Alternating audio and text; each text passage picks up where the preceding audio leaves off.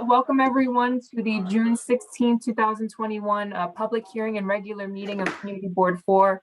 We're going to go ahead and get started. It is now 6:06. We have with us this evening the NYC Department of Buildings presenting on Local Law 152. As some of you may be aware, this is going to be affecting property owners in Bushwick starting in 2022. Other parts of the city, other areas in Brooklyn have already been going through this.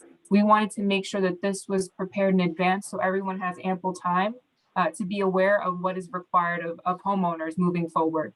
Without further ado, I give it to the Department of Buildings. Please introduce yourselves and take it away. Hello, everyone. My name is Damaris Valero. I'm from the Community Engagement and Programming Department with the Department of Buildings. I also have here with me David Nussbaum, who is the Deputy Director of CEP, and Sean Jones, who is the Plumbing Chief, the Chief of the Plumbing Unit. I have a slide here. It's just a few slides on Local Law 152. Chief Jones will be doing a verbal presentation, basically, and I'll navigate the slides. I'll also obviously be in the meeting for the remainder of the evening to answer any questions after he's done presenting, or just to address any concerns that you may have. Just to begin, I do want to say that, so this is the date range for the inspection. These are the deadlines on the side here, and the slide here also shows the community boards and how long you have to actually have the inspection done. So this is the first slide here. Sean Jones, whenever you're ready, you can start. Yes, good evening all. Okay, so basically, as Damaris was saying, this initial slide, basically, there was a slight change in the first cycle for January 1, 2020 for community boards 1, 3, and 10. This was actually extended to June 30th. The original deadline was December 31st, but due to COVID and a couple other reasons, it was extended out to June 30th. So right now we're basically working in two cycles. We have a cycle 1, which is community boards 1, 3, and 10. We also have cycle 2 going currently 2, 5, 7, 13, and 18.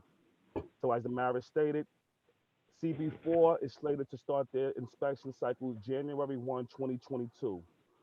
So hopefully none of you have this inspection conducted. If you live in CB4, because in all honesty, it was a waste of time, energy, and money to have that done because you'll be required to have that inspection performed again when your cycle arrives. Next slide, Damaris. Sorry, go ahead. Okay, so just a brief, just before we go any further into this, so just a brief history of the reasoning for Local Law 152, okay? So as you all may or may not know, in 2014, we had an explosion up in East Harlem on 116th Street where 7 lives were lost, and unfortunately, 80 additional people were injured during that explosion. 2 buildings were completely demolished at that point in time. Then, less than a year later, in 2015, we had another explosion which occurred on 2nd Avenue in Lower Manhattan, which we had 2 lives lost and several others were injured during that time. So at that point in time, that was what triggered City Council to start creating Local Law 150, plus an additional 3 other local laws that came about with regards to gas safety. So this local law is all about safety. So, a lot of people, they say, oh, well, I had a gas piping system in my building. I've never had any problems with it. That might be all well and fine. That might be the truth.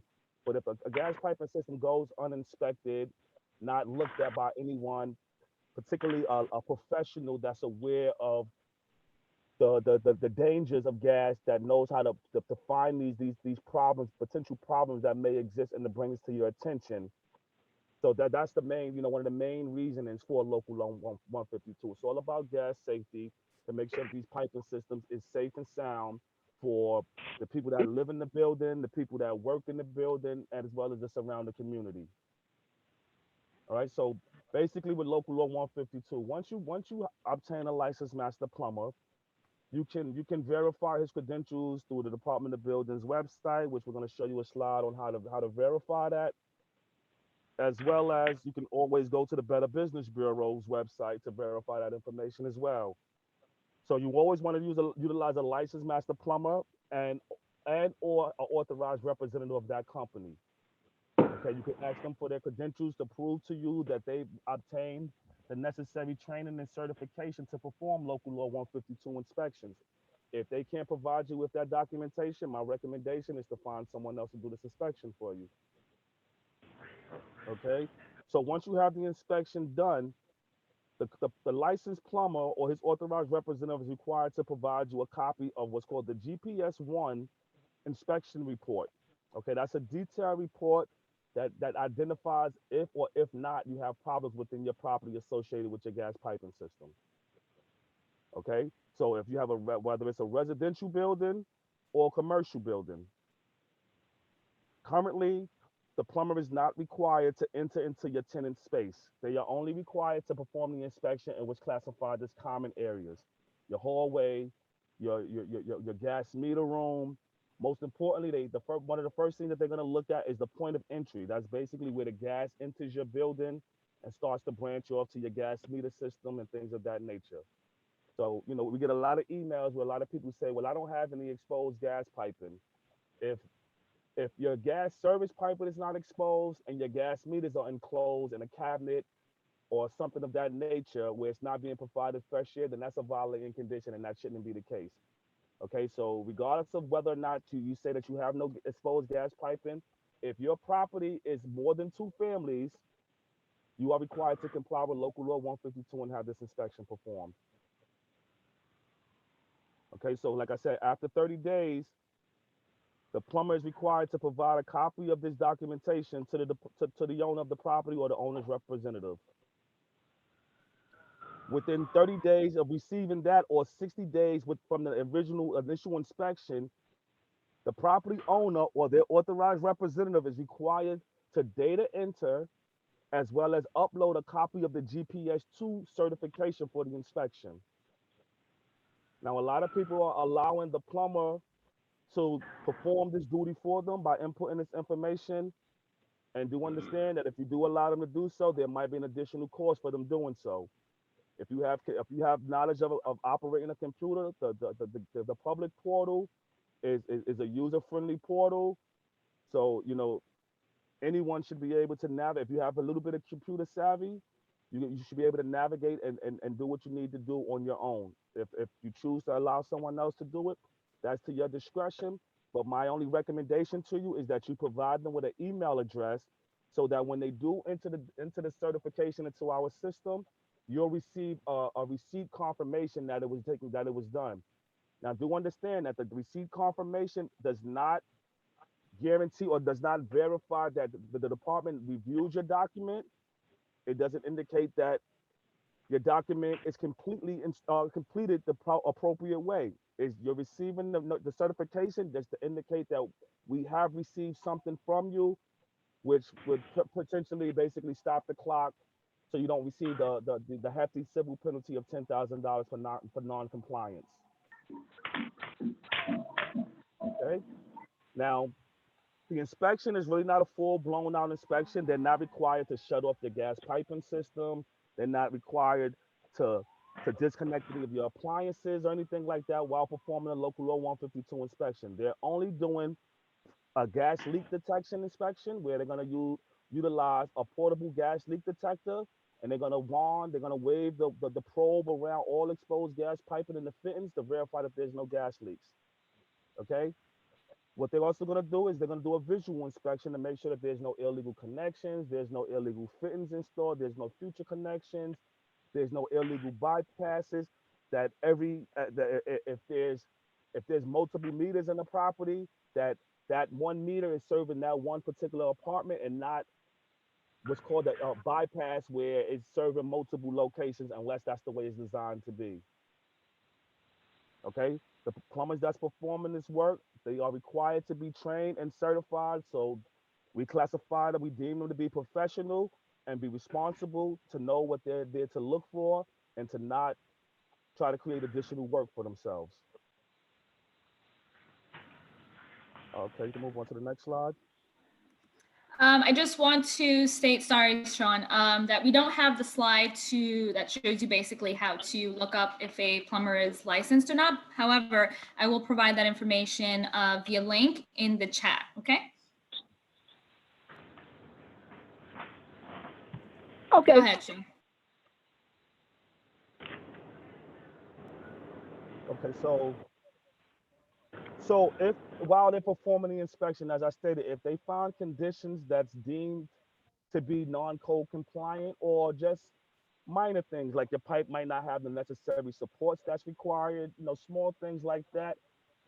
If it's something that they can possibly fix right then and there, my recommendation to you is to allow them, hire them, go into contract with them if the pricing is feasible for you to allow them to fix that. What that does is that prevents you from having to have someone come back in later on or have that same plumber come back in later on after you have these issues. Sean, excuse me. Sean, a lot of people are having trouble hearing you. I am also. Is there a way you can adjust your mic or something and try to get a little closer? Well, my volume is turned all the way up. Yeah, my volume is all the way up on my tablet. Could you hear me now? Is that better? Yeah, that's definitely better. Much better, yeah. Okay, great. Okay, so as I was saying, so if you have the capabilities of hiring the plumber that's performing the inspection, if you're willing to do so, that would be my recommendation because it helps move things along in a more expeditious manner. If that's not the case, if that plumber's price is too high or too expensive for you, then by all means, you have the right to hire someone else, have them correct the conditions that the plumber cites or indicates on the GPS-1 form. At that time, you can utilize the initial plumber that performed the inspection and have him come back in and recertify, do the inspection again to make sure all of the conditions that he observed has been corrected. Or you can utilize the plumber that you had correct the conditions to do the inspection again if he's certified to perform local law 152 inspections. Okay, and those are minor changes, those are minor corrections that might need to be made. There might be a point where you might have to obtain a permit from the Department of Buildings to perform work on the gas piping system. Do not allow the plumber to make any corrections to the piping system itself without obtaining a necessary permit. If they do so, then that's putting you at liberty or subjecting you to a violation for work without a permit, which we don't want to have to deal with. Okay, so just keep in mind that if it's minor things, the plumber, he knows what he's capable of doing and what he shall not be doing without a permit, and he knows what's required to be done with the permit. Okay. So if a permit is required, you have an additional 120 days from the date of the yes. Hello.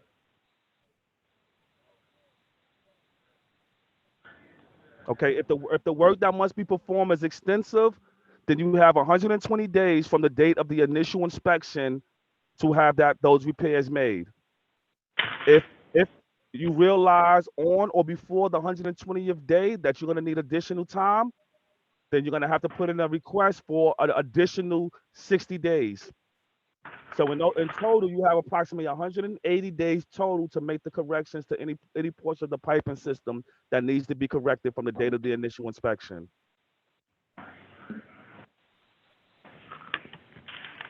And unfortunately, because I'm sure that might be asked, unfortunately, the local law does not allow the Department of Buildings to extend beyond 180 days. The law does not permit us to do so. Next slide, Damaris.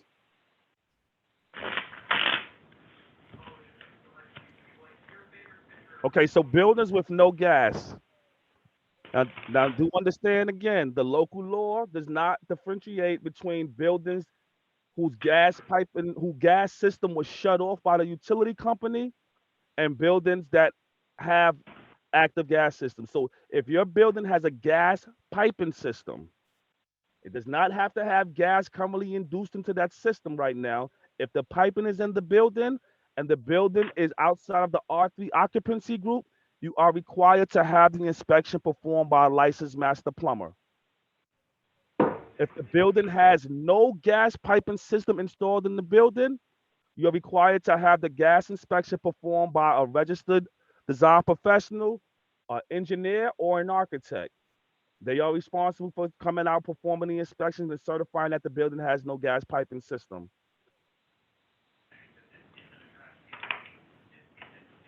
Okay, as you all know, unfortunately, failure to comply with the local law 152 inspection during your required cycle can result to a fine of $10,000.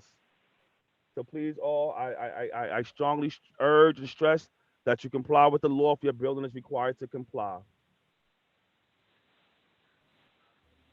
Also, building owners are required to keep records of the GPS 1 and the GPS 2 form for a period of 10 years.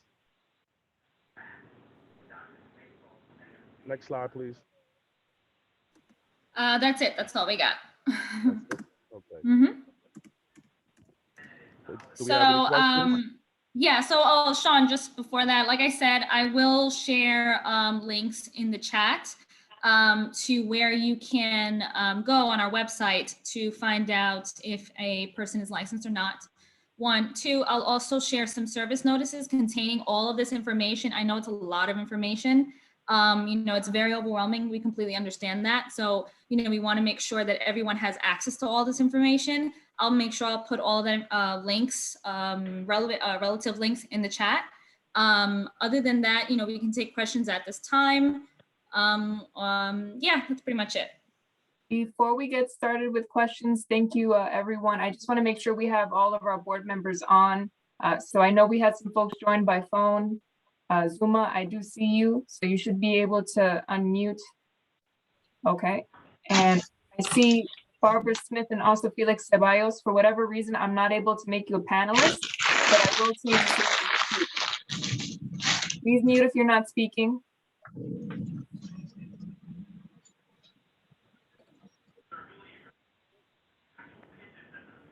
All right. So Barbara and Felix, you should be able to unmute and speak. Okay. All right, Ms. Davis? Yes. Did he say is 2-family homes or is all homes? 1 and 2 family homes in occupancy group classification R3 is exempt. Okay. Because and I have one other question, because I received a notice from National Grid, and they're sending somebody out from some company to do this inspection. We're a 1-family home. They're supposed to be sending out inspectors. So National Grid inspection is a total different mandate. That's a Public Service Commission mandate. Okay, That's totally different from local law 152. Okay. But if your property is a single family home that does not have a commercial storefront or any kind of commercial space within that property, then you're exempt from local law 152. Oh, okay, because we're one family home. Okay. Thank you. Are you occupying it as a 1-family home, or that's your classification? It's solely just a 1-family home. It's solely a 1-family home. We've been occupying it as a 1-family home. It's been registered as a 1-family home. Okay, so you would be exempt from local law 152. Okay, thank you. You're welcome. And just as a note, thank you, David, for adding information to the chat while people were asking questions. Just a reminder for everyone to make sure you adjust your settings to all panelists and attendees, because if it's just the panelists, only the board members and presenters will see it. Some of the attendees won't be able to see what you're adding to the chat. So just to answer that last question, will the city take liens against senior homeowners who can't afford inspection? Is there any financial assistance for homeowners who are struggling? And then, so 2-family homes fall under this. The latter question was just answered. The answer from DOB regarding part of that was all property owners would be subject to a fine if no compliance is made. Is DOB able to speak to financial assistance, that part of the question? Yeah, so it's David. Yeah, I know some people have asked for this, but unfortunately, not that I'm aware of any programs to assist you in hiring the plumber. That's just something that the property owner would have to do on their own. But like Sean said, I mean, certainly, you can shop around, make sure, of course, that they're licensed plumber, but you can shop around for, for whatever plumber is giving you the best price. And then there are certain things, like he suggested, you could do on your own, such as submitting the form yourself, which possibly could save you some money if that's a fee that they charge you for. And just to answer, so we won't take liens on the properties. Like David said, we unfortunately we're not providing any financial assistance, but DOB won't place liens on properties. We have another question from the chat. How is this handled for a condo building R1? Each unit is separately responsible for this, or the condo building as a whole? It would be the condo building as a whole. So again, the local law does not require that we enter any individual apartment or tenant space. So the inspection will just consist of common areas. Again, the cellar area where your meter, where your gas service enters the building, your meter location. If you have a centralized mechanical room, laundry room, things of that nature is what's going to be inspected when it's dealing with condo, tenement building, high-rise building, whatever the building classification. All of the inspection process is pretty much the same across the board. They do not enter the tenant space. It's an individual, it's an inspection of the main components or the larger part of the gas piping system. Yes, this is Camacho. I had Avina Davis. I had mine done by National Grid. I set up an appointment. They came. They went downstairs to the basement. They had a meter, and they checked where the gas is coming from the street into my home, and they also checked all the meters, gas meters, to make sure there were no leaks.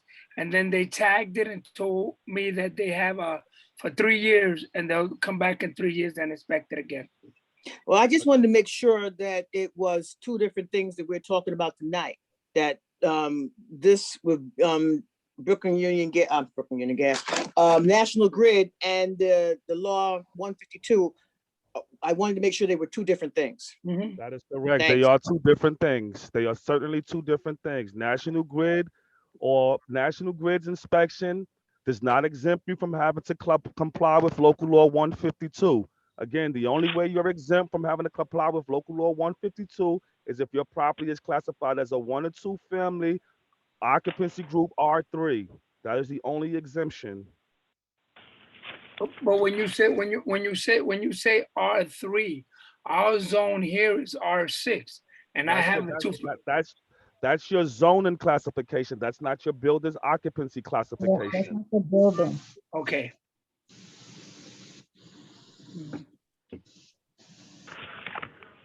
Any other questions? There was a question in the chat. Someone had asked if a building has 3 floors, but it's occupied by 1 family. So, you could certainly have 1 family house, that's a legal 1 family house that has 3 floors. So you can't go by that. You have to go by whatever the legal occupancy is of the home. So if it's classified as 3 or more, or, any sort of commercial space and other types of occupancies, then you would be subject to the law. Some people have asked also, sometimes they have, say, a 3-family home, but they only use 2 of the floors. Say it's one of those buildings, like you sort of have like that illegal walk-in apartment on the first floor, but they're not using it. That really doesn't change anything. As long as the building is classified as a 3-family, you would be subject to it. So it's not really so much how you're using it, it's what it's classified as. Also, just another thing I want to point out, not every building has a certificate of occupancy. It wasn't required until 1938. So certain buildings may not have something right there. Some buildings have what's called a letter of no objection. It's something that the department determines, based on records and stuff, people apply for it, and we tell them what the occupancy is, or people may have records from HPD, Housing Preservation Development, such as multiple dwelling registrations and things like that. That will tell you if you have HPD registration, then already you would be subject to it most likely, because that's usually 3 or more dwelling units. And then the final part of that is the finance department also classifies buildings. So if you have something that says, for example, CO walk-up, which is usually like a 3-family or more apartment, that's, and you don't have a certificate of occupancy, then you would go by whatever the finance classification is for that. So it's really, it's important to find out, if you're not sure, what your building classification is. If you go to our website, and we could post it in the chat, Damaris could put it in there, nyc.gov/buildings. If you go on our property, on our building information system, you just literally just plug in your address, and if it is a building that has a certificate of occupancy, you could click on that link and you'll see exactly what that is. So, and there are other ways also, though, if you need assistance, through the board, they could reach out to us, or we could certainly try to help you out with that. Okay. Good evening, board members. I just want to say that as a housing advocate, this local law 152, the reason that it was created, it was, as the presenters mentioned, it was about the whole tragedy that happened in the Lower East Side and in Harlem as well, with very aggressive, very dangerous work with gas lines. And it kind of goes along the line about the whole construction as a harassment, and like landlords doing really hazard work, and putting tenants in risk, and not only on risk, right, on lives. So I think I'm happy that this law is being enacted. I think in the case of Bushwick, I think maybe us as a community board, we should start thinking about how to protect the small homeowners and make sure that they have some relief, right? So I think that's one thing that I want to say. So I'm happy that the law is being enacted, but at the same time, how to ensure that our local homeowners continue to be protected with their assets as well. So thank you, DOB, for the presentation. Thank you. Yeah, it also in regards to monetary, in regards to fines, it's kind of disheartening that communities like ours. Yeah, I have a question, please. Everything that's going on in the world today, the money and monetary, and if they can't fix it, then they're gonna get a fine of $10,000. So I don't know how much would it cost to try to fix whatever situation they have in regards to them being in compliance. So 10,000 or try to fix it in regards to the same 10,000, and then you're talking about 20,000 or 15,000 or 10,000. So it's there's a rough situation there that needs to be addressed. But Mr. Camacho, if I may say, I personally organized several buildings in Bushwick. I can think about one in Linden Avenue, Linden Street, actually, right off Broadway, that the company that happens to own almost 50 buildings throughout the city of New York, they decide to hire a company to do construction, and they basically cut gas lines with gas on it during the construction. And God bless, that we didn't have a tragedy in Bushwick. So so I guess in its part, I guess we need to engage our council members, because one size doesn't fit everybody, and especially in Bushwick that we have a lot of homeowners, right? But the reality is that we have a lot of companies big companies buying buildings in Bushwick, doing a lot of aggressive work and putting tenants' life in risk. And I think this law is really good, but I think it's great. I'm good. I'm happy to hear that DOB is doing outreach, especially in Bushwick, where we have a lot of homeowners. And how can we make sure that those homeowners are not affected by the actions of big landlords? Yep. Yeah. Eliseo has a question. There are also 2 questions in the chat that are pending. Eliseo? You want me to answer the questions? Yeah, if With you the- can. Yeah. in the Yeah, chat. sorry, I didn't get to that. All right, so who asked that? Andy and Carlotta asked some questions there. So yeah, so the first question was, how can someone find out the classification of the building? That was something I started to talk about before. You can certainly go on our website. If there is a certificate of occupancy on there, you'd be able to click on a link and you could see what the occupancy is for that. Sometimes you have to do a little more investigation. You may need to, usually I believe on our site also, it tells you what the finance department lists it as, but that may be, I think there's a glossary that tells you what the finance classifications are. I'm not sure, I have to take a look at that. But you could also go on HPD's website, and if you put in the address on there, they have something where you could enter an address and it could give you information about it. It'll tell you how many like dwelling units there are and things like that. And if it's more than 2, or, like Sean said, if it has a commercial component, if it's, any other type of classification, this applies, by the way, like houses of worship, I believe any sort of manufacturing, any other types of buildings, this applies for as well, except for the, for the 2-family homes. Carlotta had asked, how do you know if your building is on the list?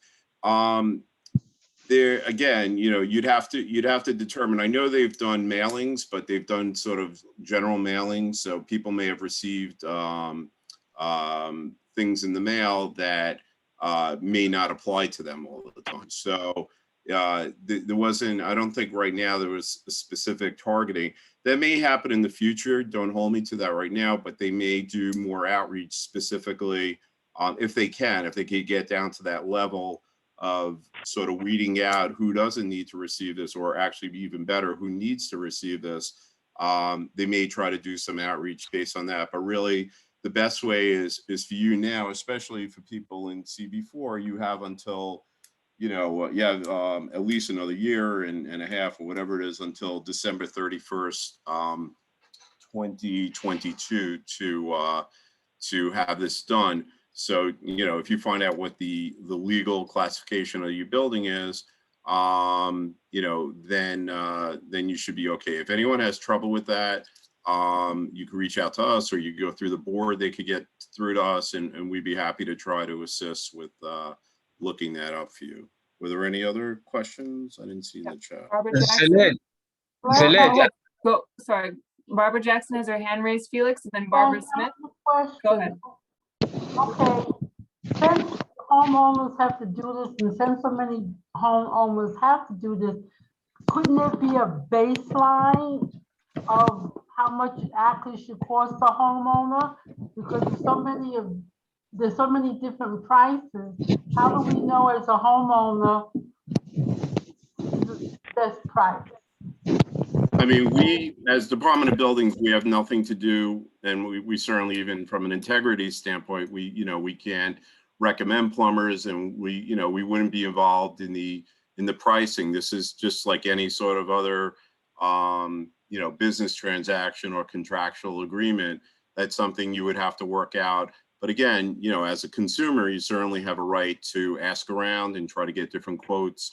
And again, if there are certain things that you could do, maybe to, again, it was just a suggestion that Sean gave, like if there's a difference between you submitting something and them submitting something, if it's an additional fee, maybe that's something you could do yourself, just to, and the law does give, it's actually in the law or the rule that the owner can submit it or that it's given to the owner. So so you certainly have that option as well. But again, we really would have nothing to do with pricing. And a general rule of thumb that I've been recommending to people that ask the same similar question is that you try to get about at minimum 3 different contractors and try to find a medium. You reach out to 3 different individuals and try to, because honestly speaking, I've heard a range from $600 to $6,000 for a 3-family. So the range is definitely out there. And unfortunately, the department, as David said, we don't have any authority to regulate the contractors' pricing scales. Barbara Smith? Yes. Hi, hello, everyone. I was wondering, how do the buildings department come to the decision to do 3 families? I think looked like they should have went up like 4 families and higher, because most of the time higher over 3 families are investors, and they have buildings with like 6 family, and that they're the ones that take an apartment and break it in half and change the whole gas system around. So I'm wondering why they started from 3 family and up instead of 4 up. This was a decision made by city council. But in Yeah. all honesty, as a plumbing inspector of plumbing enforcement, I personally believe that every building in the city should be inspected. Not just not there should be no exemptions when you're dealing with gas and gas safety. But that's a decision that was made and handed down by city council. So the department is please understand, the Department of Buildings, we're just an enforcement arm for the local law. We have no authority in making modifications to the law. We have to enforce the law to the letter of the T. We cannot circumvent it. We can't say, okay, we'll allow for this group to do this or that. Like I said, initially for the first cycle was ending and was supposed to end December 30th December 31st, 2020. Yeah. Right? But due to the fact that we got struck with COVID, because the law started January, 3 months before COVID hit the city. So Yes, the it did. law, so the department had no, if city council wouldn't have made an amendment or created intro 2151, then cycle 1 would have been required to have their inspection completed by December 31st, 2020. The department would have had no authority or no jurisdiction to change that otherwise. Yeah, but 6 grand when people are not working, 10 grand for a fine.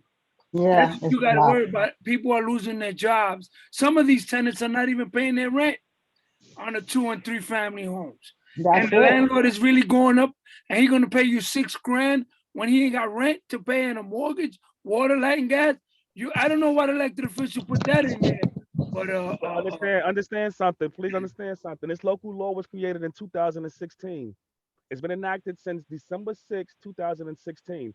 We're just starting to enforce it, unfortunately. And unfortunately, as I stated just a second ago, the enforcement came into effect before we had any inkling of COVID. I'm sure as a department, if we would have known that COVID was going to strike before this point in time, I'm sure that we would have possibly pushed it back to the end of this. But once we enacted it and indicated and created a rule that it will start being enforced as of effective January 1, 2020, unfortunately, we couldn't turn back the hands of time at that point. And you said the city council voted for this? City council, yes, they created this legislation. Okay, thank you. Felix Ceballos? You had a question? Yes. I want to say something. I agree, with that rule, with that law, because it's very important, because gas is very dangerous for everybody. But like Camacho was mentioned, it's very hard right now after the pandemic. We're talking about 10,000 penalty. Because some people maybe they can make it, whatever they have to fix, and I think it's very hard when we're talking about 10,000 penalty. You know, we hear everything you're saying, again, and we don't really have discretion of, but like Sean said, this law did come out 4 years ago.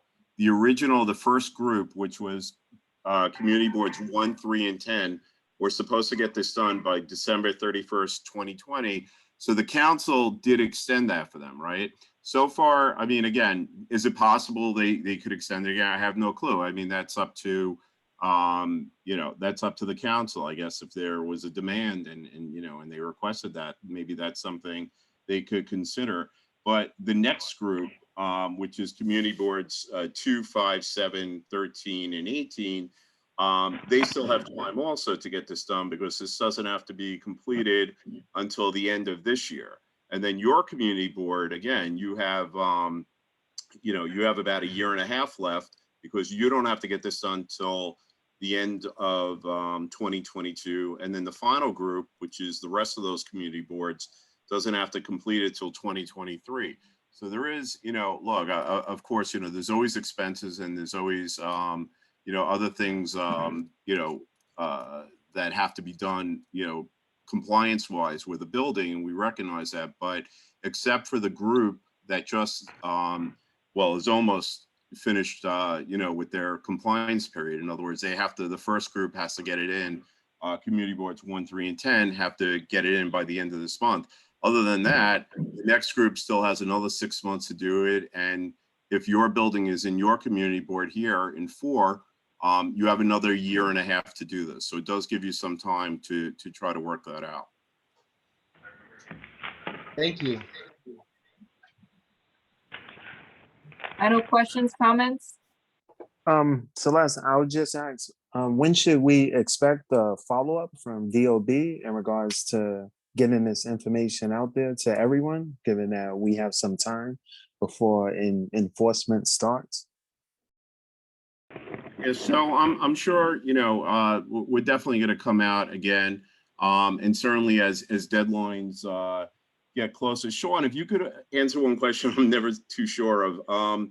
There's a beginning period and the ending period for different community boards. Can they not start before the beginning period?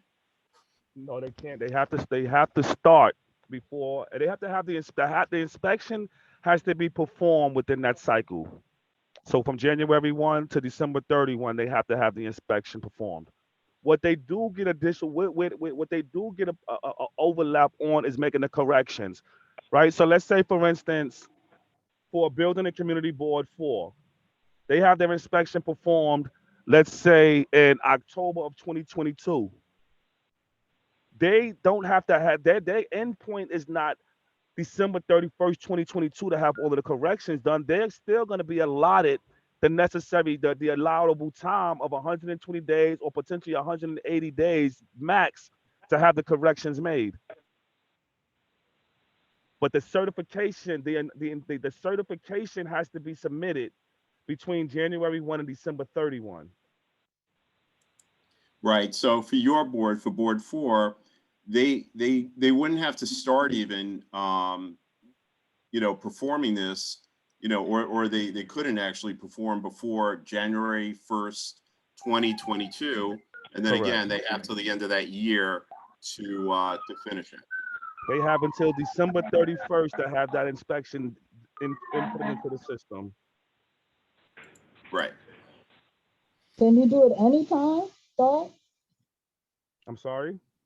Can you do it anytime to start? You can do it anytime within your cycle. You cannot start before your cycle. Okay.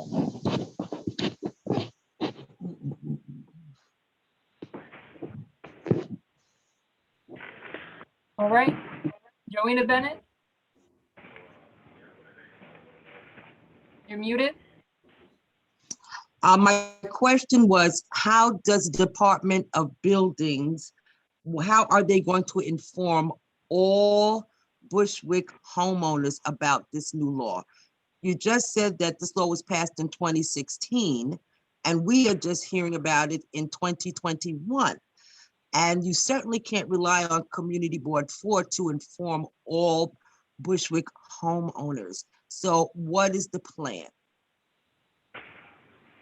Right, so, one thing that I could almost, I can't guarantee anything, but I would believe to be the case is just like we did with with the previous group of people, meaning boards 1, 3, and 10.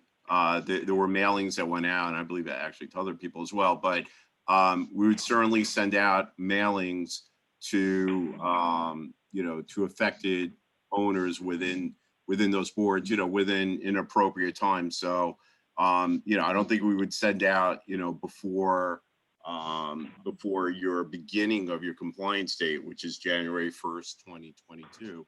But I'm sure we would do efforts. I mean, there's always things, first of all, on our website, whenever there's something that's like a pressing matter. So as a building owner, I think it's a good idea also to sign up, and we could put it in the chat afterwards, for our building news. It keeps you updated on maybe new regulations that come out. These things have been put on for a long time on our website, and a lot of homeowners do sign up for these things to get notified about, new laws or rules that come out, especially, for property owners like multiple dwellings and things like that. So, I would suggest that you sign up for that. And, we'll just keep doing, outreach efforts just like right now. I'm sorry, sir. I appreciate what you're saying. Here again is the assumption that everybody is on the web. We've got people in this meeting right now who are going on by telephone.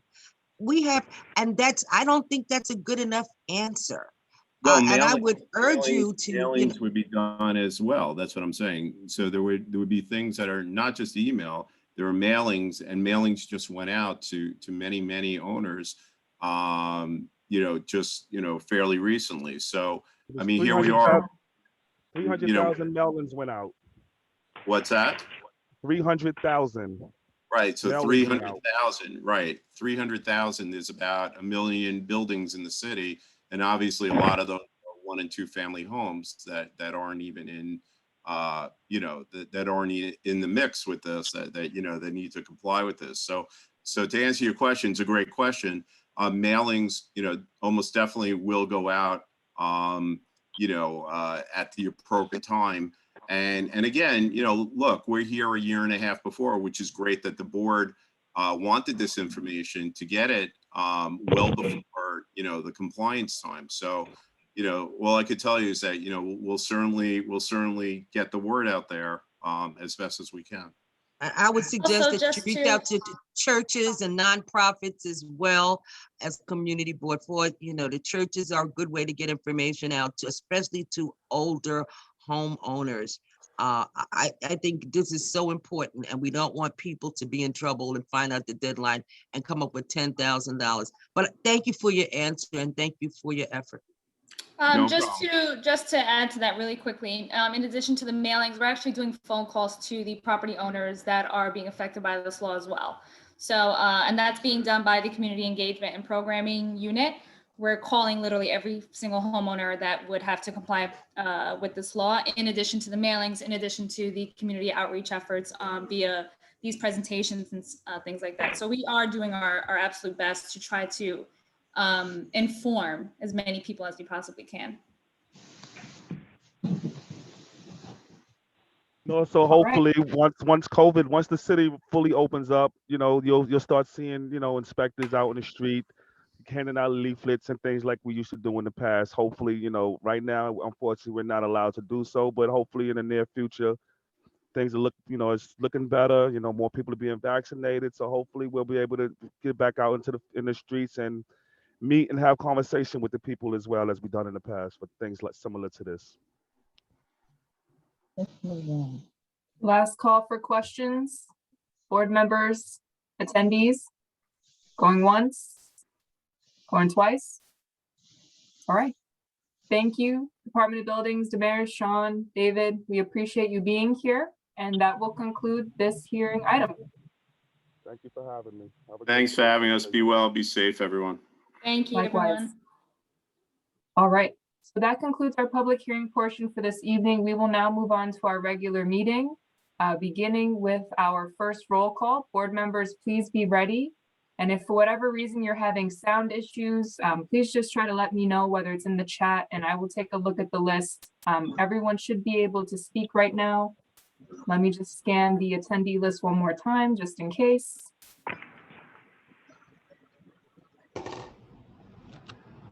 All right.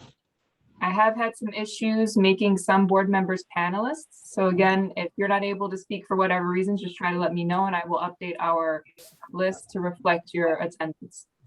Marcus Alston. Reverend Grace Aites. Here. Joanna Bennett. Here. Joshua Brown. Present. Martha Brown is excused. Raul Brown. Present. Robert Camacho. Present. Gardier Caphart. Present. Melissa Carrera.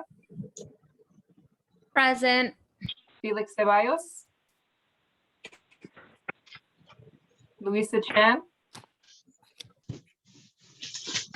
is excused. Andrew Choi is excused. Daniela Gavi. Elvina Davis. Present. Ellis Feliciano. James Fitzgerald. Freddie Fowler. Here. Igati Gomez is excused. Christopher Graham. Ann Guiney. Present. Reverend Migdalia Gutierrez. Jose Guzman. Present. Thank you. Hadia Harrison. I saw you as an attendee. I'll try to fix your sound issue in a moment. Jared Hicks. Present. Thank you. Tanisha Honeygan. Present. Barbara Jackson. Kristen Jock. Here. Joe Jones. Reggie Jones. People wait for them to make it, and then they Please take mute if theirs you're to the not pool speaking. of it. You know, not thinking another person wants some. Not caring that another person. No. Please, board members, I cannot monitor the sound and check the attendance at the same time. Please mute if you're not speaking. I saw Ms. Jones is present. Luisa Jose. Present. Andy Marte. Present. Thank you. Mary McClellan. Present. Emini Mitchell. It's Imani. I'm present. Imani, got you. Thank you. Desmond Monroe. Present. Sammy Namir Olivares. Kyle O'Rourke. Zuma Navoa. Sire Polite. Gladys Pulia. FM. Got you. Raul Rubio. Eliseo Ruiz. Bernardina Shell. Barbara Smith. Present. Got you. Dustin Somborn. Present. Annette Spellin. Present. Leo Teneo. Present. Jerry Valentine. Present. Carlotta Williams. Present. Oldoff Wright is excused. Frank Zimmerman. Present. Thank you. Just give me one moment to make sure I didn't miss anyone.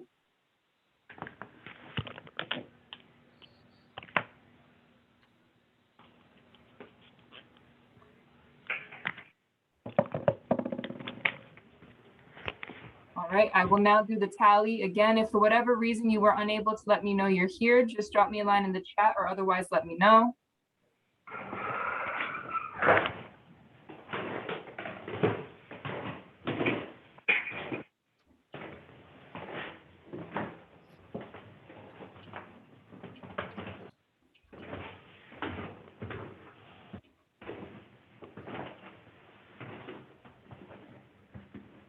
Thirty board members present, that constitutes a quorum.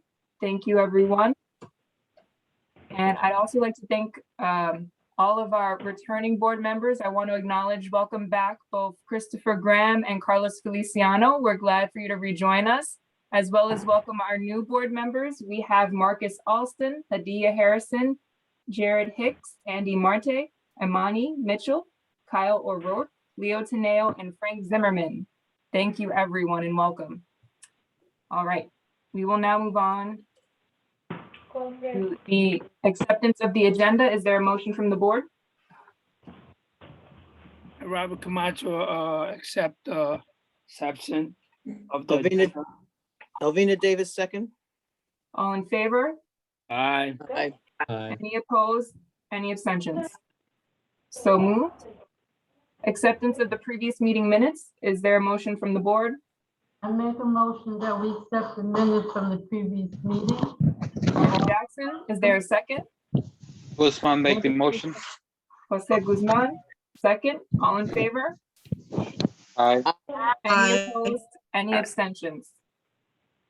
So moved. Moving on now to our chairperson's report. Robert Camacho. Hi, how are you? I hope all is well. I hope everybody's safe. Hopefully in September we will be together, God willing.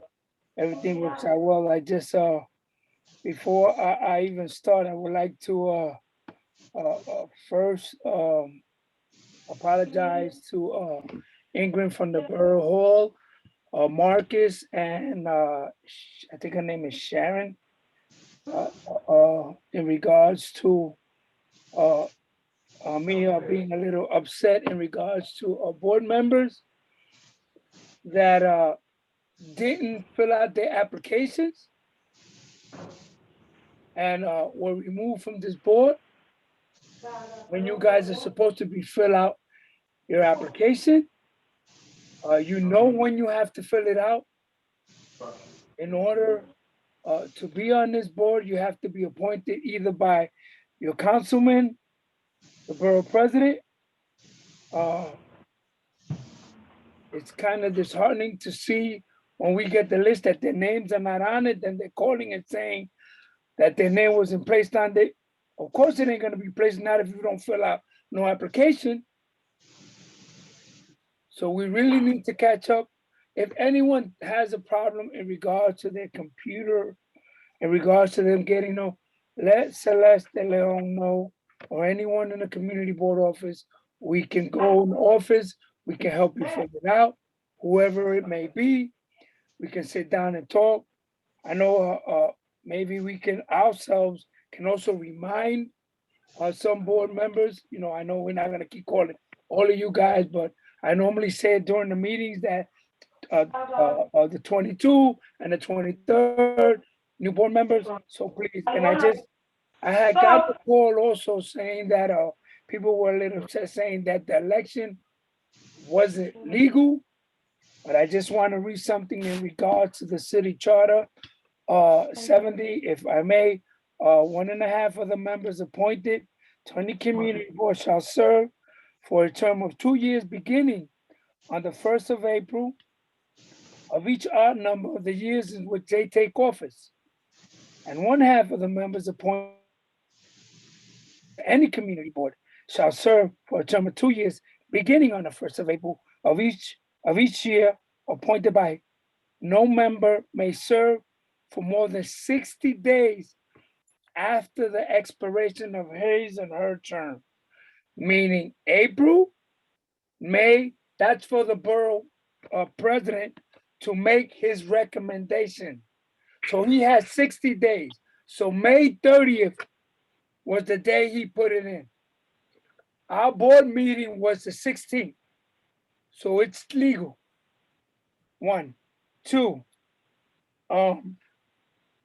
any appointed member may be removed from a community board for cause, which shall include unsubstantial, unabsent at the board or committee over 6-month period. That's the city charter, 6 months. So please come to your committee meetings. We only meet 10 times. Don't if you're on the board, it's because you want to serve. If things happen, let us know anyway. Please, please, please, please.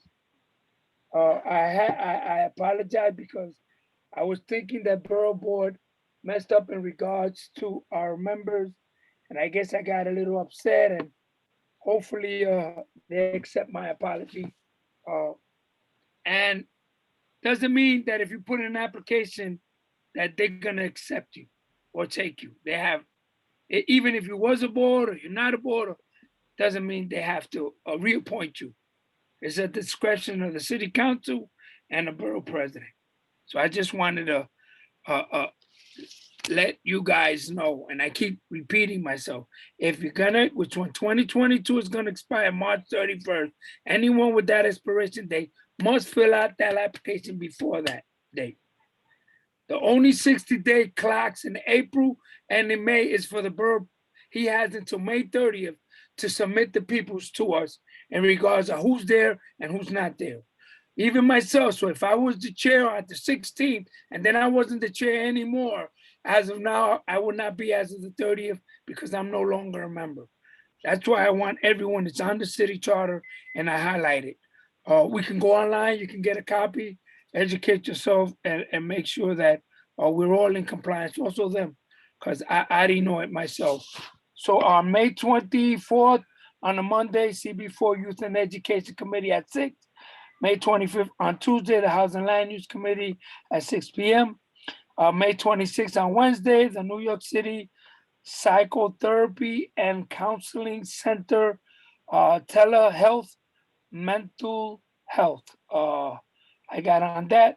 On June 1st, Tuesday, 4 p.m., the Borough Board voted on N21070ZRY zoning for accessibility text amendment, which I know that's that square footage. They've voted to request on the resolution.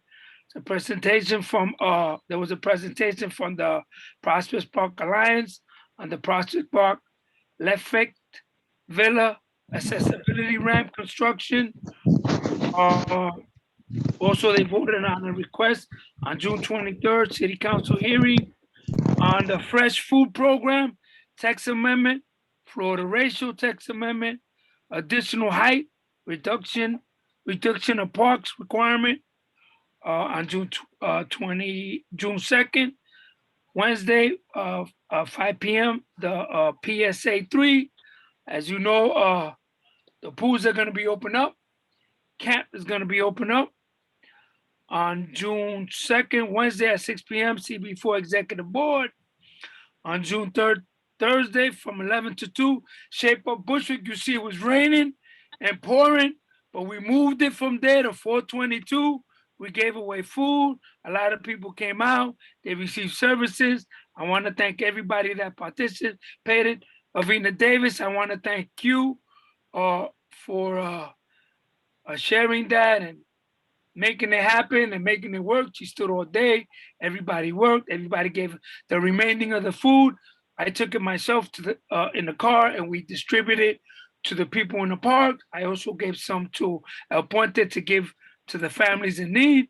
So it turned out, though the weather was crazy, but we went to 422 Central and we had people knocking on doors and telling people from Whole Garden come in. We gave out the food, we gave out services. We had elected officials there. Everyone came out and support us. So I want to thank all of you, and it turned out to be great. Even if the weather was bad outside, we had good weather inside. So that was great. On also June 4th, Friday, from 10 to 11, Whole Garden, the Rad. I hope I'm trying to make sure that next time, hopefully in September, they will come and do a presentation on what's going on in Whole Garden. I don't want to keep reporting for them. I want you to hear it from the horse's mouth. They stated that they should be completed by the summer. Boiler rooms, roof, grounds be completed by the winter. Also 330 Wilson should be completed, and they want to do a job fair in regards to getting people to work, in regards to supers, general managers. They want to do a job fair with us to get our kids, to get them jobs and work, anyone that needs a job. June 8th, Tuesday, Economic Development and Permits and License Committee met. They'll do their report. On June 9th, Wednesday, District Service Cabinet. We had everybody, health department, New York City Emergency Service, Department of the Aging, the Brooklyn District Attorney, FDNY, Sanitation, Department of Consumer Protection, Department of Youth Community Development, NYPD.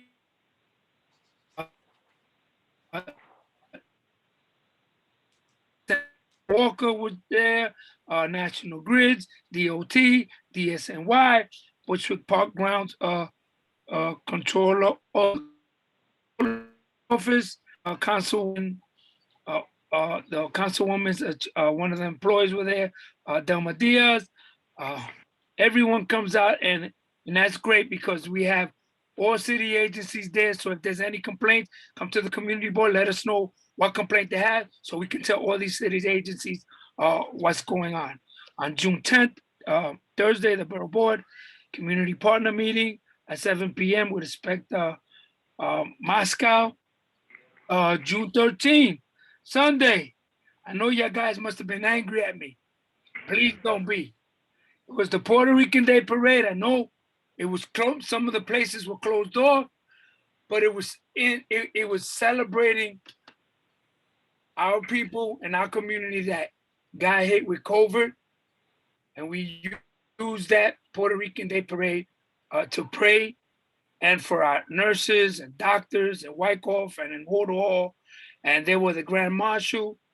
And I know we can all be mad because of the traffic or because of, or maybe because you saw too many officers. Because I know a lot of people are not pro-police. So you didn't like the officers there.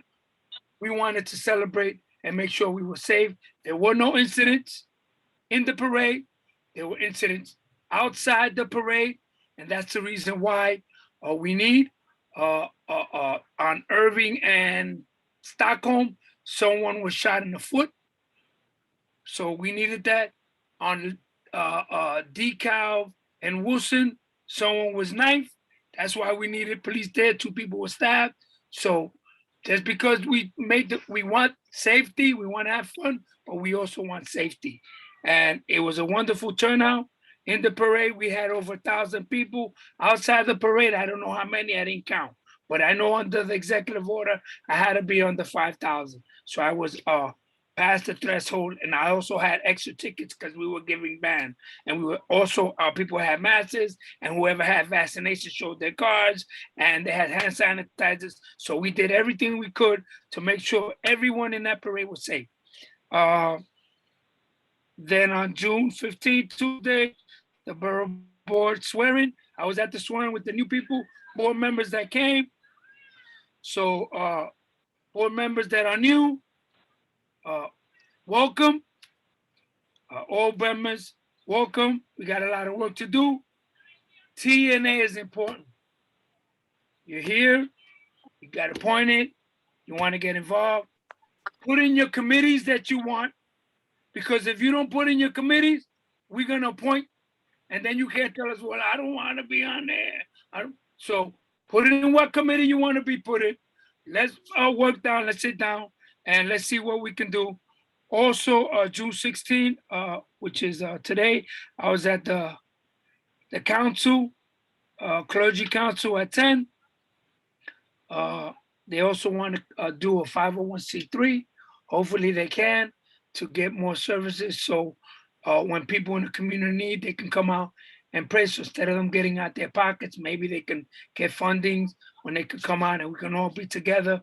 Because sometimes things occur in the community. I just want to bring one thing that's very, very important and dear to me, is that 2 or 3 weeks ago, there was an incident in my block, and I see the cops jumping over the fence. So I opened the door and I say, can I help you? And he says, oh, did you call the cops? I says, no. They say because someone called the cop saying that they were being assaulted. So I said, they went door to door. So 2 doors down, there was a senior. He had assaulted his daughter-in-law. he's emotionally disturbed. I know him for a long time. I know since I was a kid. So I seen the cops rush into the house, and I go inside, you know, to make sure our neighbors are safe and make sure everything's all right. So I speak to the young lady. She says, "Oh, my father-in-law just assaulted me. He's in the basement. He locked himself in the basement." So you know, cops, basements, dark. So I asked the sergeant. I says, "There a possibility I can go downstairs and talk to him?" He says, "Do you know him?" I says, "Yeah, I know him." He says, "Is there any guns in the house?" And she said, "Not that I know of, no." So the sergeant let me go down. I said to the old man, I said, "Yo, Pops, how you doing?" He says, "Oh, driving me crazy, blah, blah, blah." I said, "Yeah, but you know, you need to come upstairs because I don't think the officers should be coming downstairs and get you because we don't want no other tragedy. We want to make sure that you're safe and that we're all safe." So he came up, they talked, and I felt so glad because so many things that are going on in the world, who knows what he would take out from there. God forbid he would have been shot or killed. Why not help our neighbors and make sure that we're all safe? So I'm so proud of that sergeant to let me, because sometimes you have these sergeants that say, "Mind your business, get out. Don't say nothing." But yeah, I'm so glad the A3, I didn't know who he was until I spoke to Barbara, and I had told her. She says she found out it was Sergeant Ramos.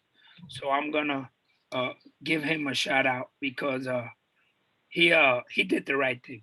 He really did. He allowed us to speak to this senior, to bring him out of the dark, to bring him in so they can see that he wasn't a threat. They can see that he was emotionally disturbed. And I was so happy that they allowed me to do that. Also, today at 12 o'clock, I'm happy. I'm very happy for this because there will be, City Council voted on a racial impact study now. Developers will be in trouble. They will have to do a racial impact study in regards to building. So Latinos and Black won't be pushed out. But it's got to go through the full. So I'm waiting, I'm praying and hoping.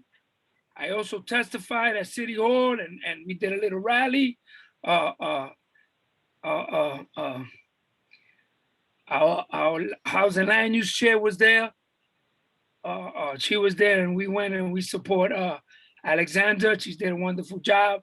She had tears in her eyes because I was talking about her and how nice she remembered us in regards to what's going on in our community and how we're being pushed out and how people that fought in this community for all their lives, hopefully now we can stand a fighting chance and continue to let our kids live in a community where they were born and raised.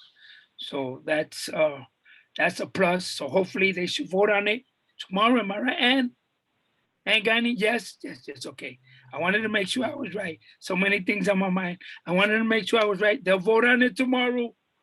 So besides all the other requests they have to do to build, a racial impact study will be one of the most best things we ever had. And today, the full board meeting. Any questions, comments, concerns, and issues? None? Unless I'm done with my report. Thank you, Mr. Camacho. And just one point of clarification for all board members. I will send you a form before the end of this month for you to select your committees. We usually do this every year. So once you fill out that form, we will update our committee list and you'll be added to those separate committees. So let's not call you 10 times to ask you for the committee. Because if we don't get it in a certain time, we're going to put you wherever. So there will be a deadline, the beginning of next month. And for new board members, I will be reaching out shortly to schedule a time for individual orientations, just to give you an opportunity to ask me questions and learn a little bit more about what's going on and what the board is working on. And I'll be with her to help her if she needs. Thank you. All right, there were a few folks that I had to mute just because of background noise, so I apologize. But if anything, just please let me know. Feel free to text me if you have my number. But just be mindful that when you're moving around or your dog is passing by, we can hear you. So please try to mute. So we will move on now to agenda item number 5, or actually, hold on. We have our, excuse me, my apologies. We have the introduction of our elected official representatives.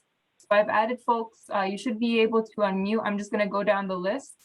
Starting with Aris Khan, name and contact information only. Aris, are you there? Hi, can you hear me? Yes. Hi, folks. Haris Khan here, Community Liaison for City Comptroller Scott Stringer. You can reach me at 929-512-1946.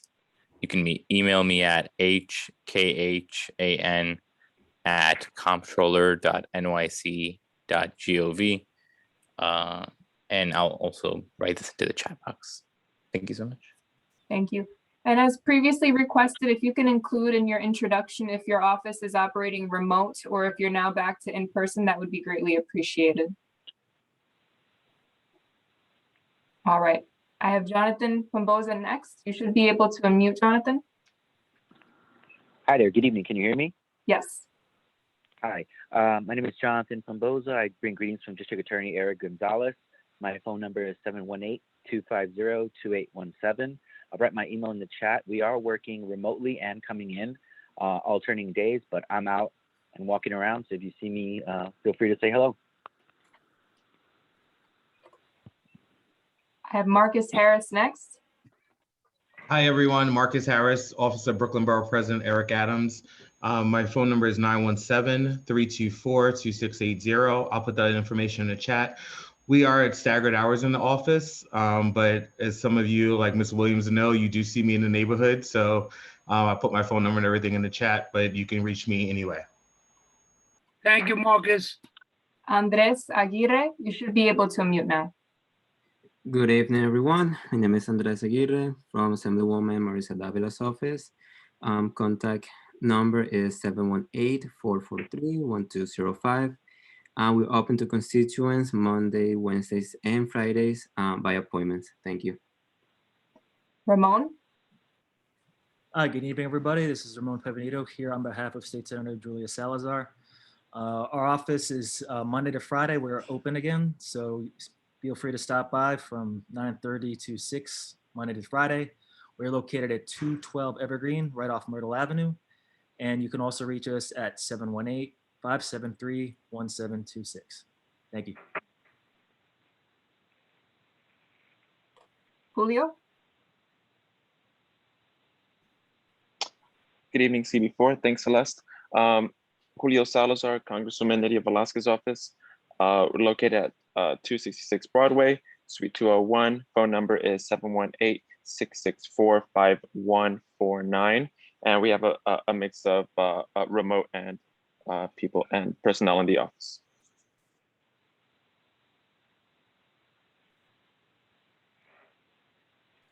Thank you all. Now we will move on to our agency representatives and community-based organizations. I believe we already heard from DOB earlier, so I'll move on to our organizations, starting with Karina Lozada. You should be able to unmute. Hi, everyone. This is Karina Lozada from Communities Resist. We're still working remote, but I can be reached at 646-974-8773, and I'll also put my email in the chat. Thank you. Thank you. Bruno? Hey everyone, this is Bruno from Communities Resist. Same thing, we're still remote, but also want to throw out our main office line, 646-974-8761. People can reach out to this one, particularly in regards to questions for ERAP, the Emergency Rent Assistance Program. Thank you very much. Thank you. Ariella? Hi, my name is Ariella from the North Brooklyn Coalition. We are an agency that provides services to survivors of domestic violence, sexual assault. We're working hybrid, so we do have like staggered schedules in the office and also remote services available as well. Our number is 718-302-4073, and I can also drop that in the chat. Thank you. Thank you. Anton? Hi, I'm Anton Nimblatt. I am from Volunteers of America Bushwick Family Residence. We run a family shelter here serving 87 families at any given time, and we like partnering with all the members of the Community Board 4 and neighborhood. Thank you. And Noel? Hi, everyone. This is Noel Lane from the Bushwick Star Theater. We are in the middle of a move that's going to be taking a year, but our new address is 419 Eldert Street. You can contact me at Noel, N-O-E-L, at thebushwickstar.org. That's star with 2 R's. Or my phone number is 917-620-8546. And Celeste, my colleague Jason Quinones is here tonight. Can he introduce himself? Or once, let me just go ahead, Jason. Hey everyone, it's a pleasure meeting everybody. Jason Quinones, I'm the new managing director of the Bushwick Star. So I'm looking forward to getting to know everyone. Can't hear you. Yeah, you sound very far away, Jason. Hold on 1 second. Can you hear me? Is that better? Barely, a little bit.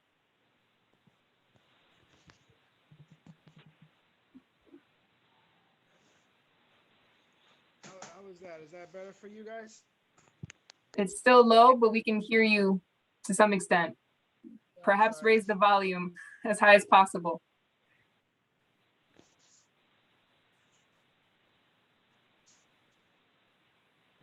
How's that for everyone? If anything, you can go ahead and just try, and then we can always add your info to the chat and we'll share it. Yep, talk loudly, someone suggested.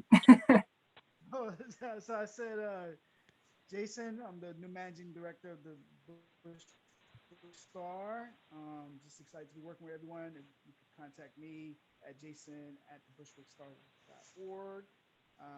My phone number is 465207807. Feel free to reach out at any time, and just looking forward to working with everyone. Thank you. And so now we're going to move on to our report from the 83rd Precinct Commanding Officer. And once again, we would like to congratulate Captain Abraham Sanabria on being appointed to that position. We are happy to still have him in the precinct. And I just want to make sure, because I'm looking at my attendee list. I'm not sure if he's on as the Pixel 3A. I'm going to just allow you to talk briefly. Please let us know, Captain, if that's you. You should be able to unmute.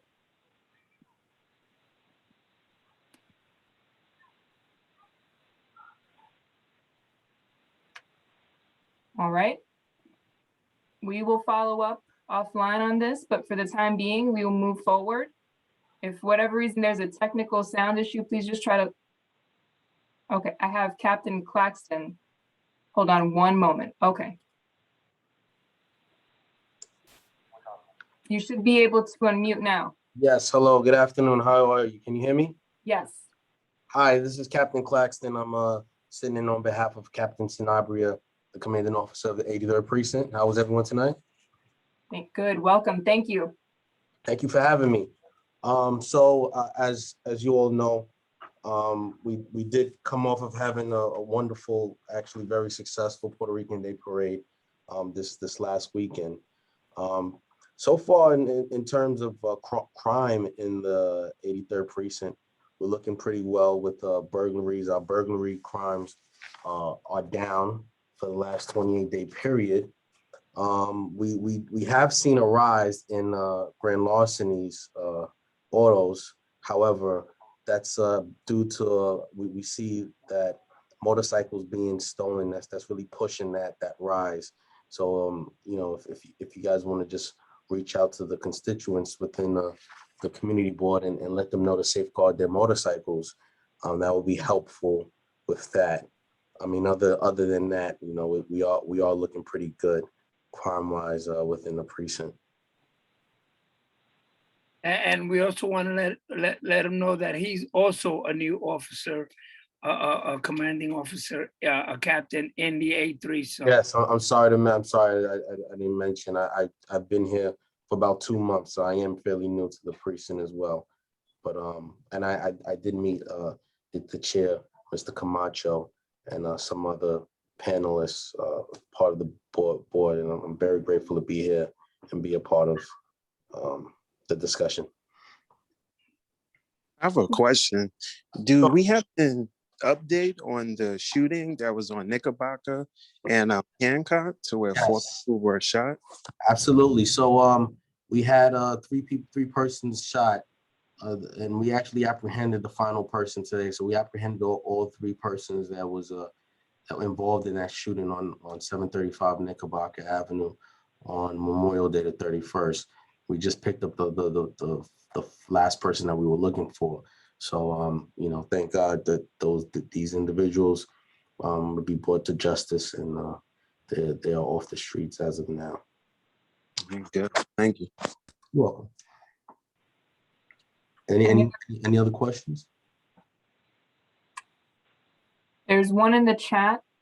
Someone is asking, are they hearing gunshots or firecrackers lately? Yeah, so I mean, around this time of year, we do have an influx of fireworks. However, whatever calls we have, whether it be through landline or a shot spotter notification, we do respond to every call just to verify and make sure and do a thorough investigation to make sure that it is not gunfire and everyone is safe. But you would hear, you are going to hear, like I stated, an influx of loud bangs that may be because of fireworks at this time of year. Thank you for your question, Deborah. I have a question. Sure. Yeah, the shooting on Knickerbocker and Hancock, was that gang related or was this a dispute between individuals? So yes, it from what we have, it is gang related at this time from our intelligence. As I stated, our detectives, they did an excellent job rounding up, gathering intelligence, and rounding up the perpetrators for that incident. There was a follow-up, I would say a retaliation incident that happened on Hancock, and we are investigating that. We believe that it is related, but it is from what we know at this time, gang related in that area. And I want to say something. I want to thank you for sending police officers in Putnam around the park and around the corners. Thank you. It was safe. There was no problem, and people just going by their own and then go home. If you guys were not in there, it would be a lot of noise and a lot of arguments. But thank you for sending the stuff around there. Absolutely, I appreciate that, and I also just wanted to thank Mr. Camacho for his testimony in regards to what he was stating in terms of the emotionally disturbed elderly person and Sergeant Ramos, allowing him to speak to the individual so that we didn't have any further incident. I'm actually going to personally commend Sergeant Ramos for that, and you know, we do need to hear this level of gratitude, and our officers need to hear this level of gratitude so that they know that their work and their effort is not, you know, is not null and void, because so often sometimes, you know, morale can get to our officers based on, you know, the everyday you know, in and out of what we have to deal with in this profession. Just to hear, you know, the gratitude that goes a long way, and you know, I think, like I said, I thank you, Mr. Marshall, for that brief testament of what happened, and I can't wait to talk to Sergeant Ramos in regards to it. Yeah. Also, yeah, and we love our officers there because we know that they mean well. You know, when you do good, we'll hang you up, and when you do bad, we will come after you because we want to make sure that we're all, and we know we're all stakeholders here, and we want to make sure that everyone's safe, and we want to make sure that you, at the end of the day, can go home to your family too, because it's not fair that you work so hard, and I understand the morale and what's going on in the world today, but things will get better. I know I have a feeling that things will get better, and we'll be all right. Thank you for that. Don't worry, I came out, walked my dog, and I was saying thank you to all the cops that were in each corner, and especially the one that were in the entrance of the park. I love that, Gladys, but did you pick up after your dog? That's my question. Always, I don't do that. Well, hello, this is Mary McClellan, and I want to thank the 8-3 precinct, specifically police officer in community affairs that took us to the site to get my vaccine.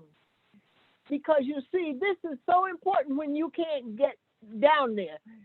And waited and very, very professional and courteous to us.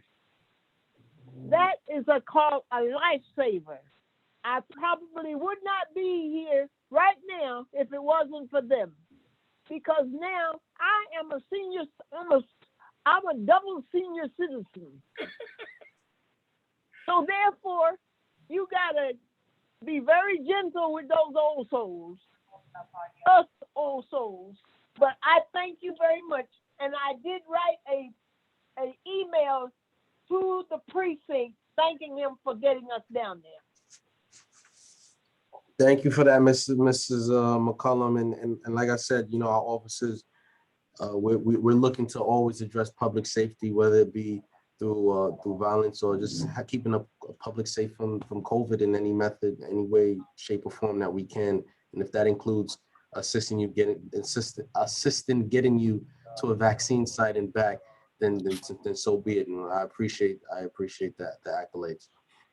You don't know how we appreciate it. And these young fellas, you need to send them around with some of the older fellas, because these young fellas, they don't know how to treat us. Yes. Ms. McCullen, we can't educate them. I got to take you with me. Okay. And then we'll go down to the precinct and give them a class. There you go. Excellent. So last call, board members, attendees, any final questions, comments before we move on? All right. Seeing and hearing none, thank you again, Captain, for joining us. Thank you for having me. All right. Now we'll move on with our meeting agenda. Agenda item number 5, that is the district manager's report, which is my report. Good evening, everyone. I hope you all have been able to enjoy the warmer weather the past several weeks. June is a busy month at Bushwick. It's the final month of community board meetings before the summer recess. There are also many outdoor events and celebrations throughout the neighborhood, such as the Puerto Rican Day Parade on Knickerbocker Avenue, Father's Day, Juneteenth, etc. As the city continues to reopen and recover from the pandemic, I encourage you to get vaccinated if you have yet to do so. Support our local businesses and check in on your neighbors. June is also the end of the city's fiscal year. The board staff, Sharon and I, have been preparing for the transition back to the office, making final purchases and reviewing the influx of block party applications. I want to take a moment to acknowledge Sharon for her work while the office remains short-staffed, as well as thank the board members who have stepped up to help us during the past 6 months. We truly appreciate you and all that you do. June is also Pride Month and National Men's Health Awareness Month. I hope that you're able to safely participate in ongoing activities citywide and make time for your health. None of us would be able to do the work we do for Bushwick without our health. The next public hearing and regular meeting is the 3rd Wednesday of September, and most committee meetings will resume in September or October. Although the board's office is open year-round to assist with any community concerns, please do not hesitate to contact us if you're in need of assistance.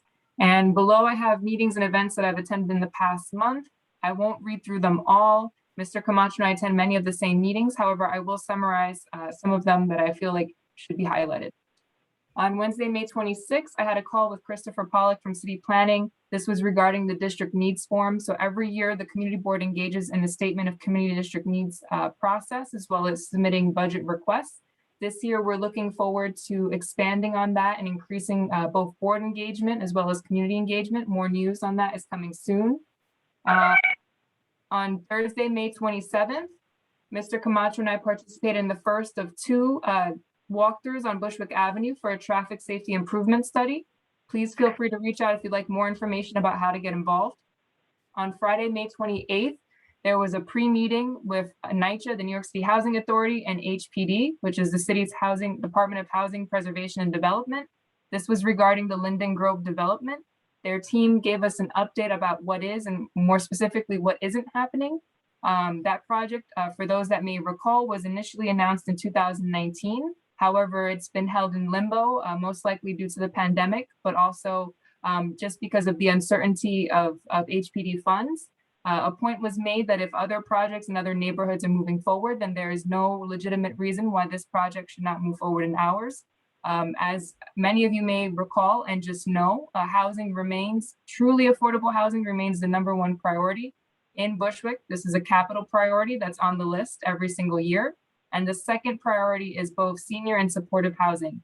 I want to give a quick shout out and thank you to the former Deputy Borough President, as well as Council Member Diana Reyna, for bringing this to our attention again and making sure that we were linked with the team. Also like to thank our Council Member, Dharma Diaz, for their office's swift response, as well as the Assemblywoman Marisa Davila. Everyone has this on their radar and is working to make sure we can bring this project that would bring senior housing, I believe 154 units, to Bushwick. On Tuesday, June 1st, I had a call with El Puente and the Bushwick Star. This was a check-in to talk a little bit about how to make our conversation around arts and culture more sustainable. Throughout that discussion, there was an idea that was suggested to start a working group for arts and culture. More information will be made available on that soon. If you're interested in getting more involved, feel free to reach out to me. On Thursday, June 3rd, the Sanitation Working Group had its 12th meeting, officially 1 year. Different community stakeholders and the community board have been coming together to address some of our largest sanitation issues. We know you all see the garbage. We know it's gotten worse throughout the pandemic, but we hope that by working together, engaging all of our stakeholders, our homeowners, our businesses, that we will be able to slowly change the culture and improve sanitation in the district. On Tuesday, June 8th, I attended the Borough Service Cabinet meeting. There were presentations by NYC Health regarding Project Hope, National Grid regarding their service line inspections, which were referenced earlier, and NYC Emergency Management regarding their hurricane evacuation zones. And on Friday, June 11th, I was on a call with Casey Wang from Hester Street regarding the future of Community Board's report. I was joined by my colleague, Sean Campbell from Board 14, their district manager. We were discussing the current draft report that was put together, explaining more of the challenges that the community boards face, as well as solutions that we can hopefully work with our elected officials on, as well as the community and of course the community boards. And that concludes my report for this month. Any questions? No, I don't have any questions, but I just want to thank you, Celeste. I know I have been in office, and I know Sharon has been working hard. We've been trying to put those boxes together and consolidate some of the old stuff together in boxes. And she has been several times. She called me and I went down there and assist and volunteer my service in regards to helping her. And I know you guys out there, short staff, but we will try to fight to see if we can still get out that one person that we need full time, because we can have you and her. It's like, there's no way that we can operate like that. You going to one meeting, doing things she's doing, and then we really need that one person. So we really have to work hard, hopefully. And I want to thank you, because I know I have been on top of you lately and so many things, and you've always been there and doing your job and helping us out as much as you can. And Sharon too, she's in the sideline, but she texts me, she calls me, and all the time she needs me, could you come down here? And I go, so hopefully we'll go in the summertime and clean that office up, because I know all those boxes are. I don't know, did they pick those things up yet, or you wouldn't know? Yeah, so Mr. Camacho, for everyone, Mr. Camacho is speaking about a new exciting project that we just started, which is a digital archive of all of the community board's documents. So no more will we have to sift through files and cabinets, many, many cabinets. We will now be able to easily search for any document. So we just started this project with some of the older documents, so prior to my time as district manager, but we will hopefully be expanding this to include all of the board's documents, specifically for housing and land use, just to make things a little bit easier for our committees and of course for board business, just in case we need it. Okie dokie. All right, thank you again to all. We will now move on to committee reports, starting with youth and education. Fergie? Hi, Celeste. Can you hear me? Yes. Okay, good. Good afternoon, everyone. And thank you, Celeste, Sharon, and Mr. Camacho for all of your hard work and dedication that you're doing. So we had our meeting on Monday, May 24th, and I thanked everyone for taking time for their busy schedule to come and also for all the work that we've done throughout the year, especially in collaboration with the CEC 32, District 32. And I also announced that there will be no more remote learning. All students are expected to be back in school on September of the school year 2021 to 2022. So Martha, who has worked tirelessly and always with us and always volunteering and being a help wherever she can. And we appreciate you, Martha, for all the work you do for the students, parents, and the District 32 community. So Martha gave a presentation on some information that was presented to her at the CEC public meeting on May 21st, in May. And it was about the iReady Diagnostic Assessment, and it was administered to our students last winter. And it's basically an assessment that's given to students in kindergarten to 5th grade, and it provides teachers with students' diagnostic data. Teachers are able to identify areas of strength and areas of need for their students, and they can have whole class, small group, and individualized instruction to help them in the learning. And with the assessment that comes, the assessments are administered usually 3 times a year. And in essence, the teachers can provide direct, explicit instruction to meet student academic needs, as the rich data from the iReady assessment empowers teachers with a deeper understanding, knowledge of their students' needs. And then Ms. Bayona also briefly discussed about the upcoming CEC elections, and questions were entertained. Then Mr. Todd Gale from New York Cares came by, and he talked about his program and the volunteers of the program, and he gave us his email information. I made mention of the Albany of New York, the Human Service Awards that were distributed, and the deadline for nomination is May 30th. And I am hoping that most of our schools did submit for these students to receive certificates. And Albany is not that's the Association for Black Educators of New York. We usually have our annual scholarship luncheon every June at Anton's. We're not having it this year, but the annual luncheon, but we're having a celebration on Saturday from noon to 2 p.m. And we're also celebrating Juneteenth. And if you want to get on the Albany's website, is www.abnyinc.wildapricot.org. And lastly, on Monday, May 10th, Chancellor Dr. Young and the New York State Board of Regents discussed and voted on unanimously the diversity, equity, and inclusion framework, and more details will be forthcoming. And then we know this is something they've been working on for a while, and it's finally going to be a curriculum design for diversity, equity, and inclusion. Samuel talked about the vaccination on June 6th, and I hope most were able to attend the free vaccination. He also talked about students 17 years of older can make up to 300 to work during the election on June 22nd. And I think some of our students are participating in that, and that's good. He talked about diversity housing is going to have a field day on June 12th throughout the entire day. And he said he was going to send the flyer, and I don't remember offhand. And if Sammy's on the line, he can tell us exactly where that's going to be. Mr. Camacho spoke about the shape of Bushwick, which we heard about was an urban square park. And that's the end of our report. Thank you all and thank everyone for listening in. Oh, yeah, Madam Chair, you just remind me, yes, Martha Bayonne is the CEC. Not only is she the CEC, and Yolanda, not Yolanda, just Fuente, they brought some food. She came with a truck, and them ladies were carrying that thing like, and throwing the food like none. I couldn't believe it. I carried one of those things. I couldn't even pick it up. They were all day bagging and bringing the food. I don't know how them ladies do it.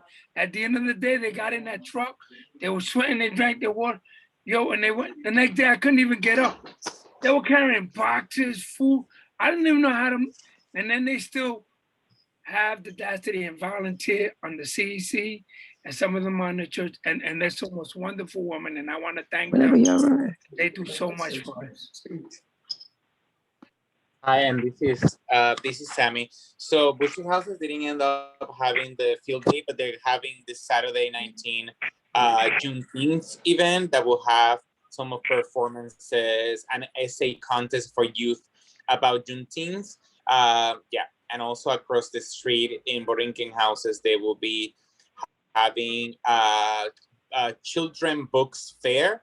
So from 11 a.m. to 3 p.m., any children can also get a free book.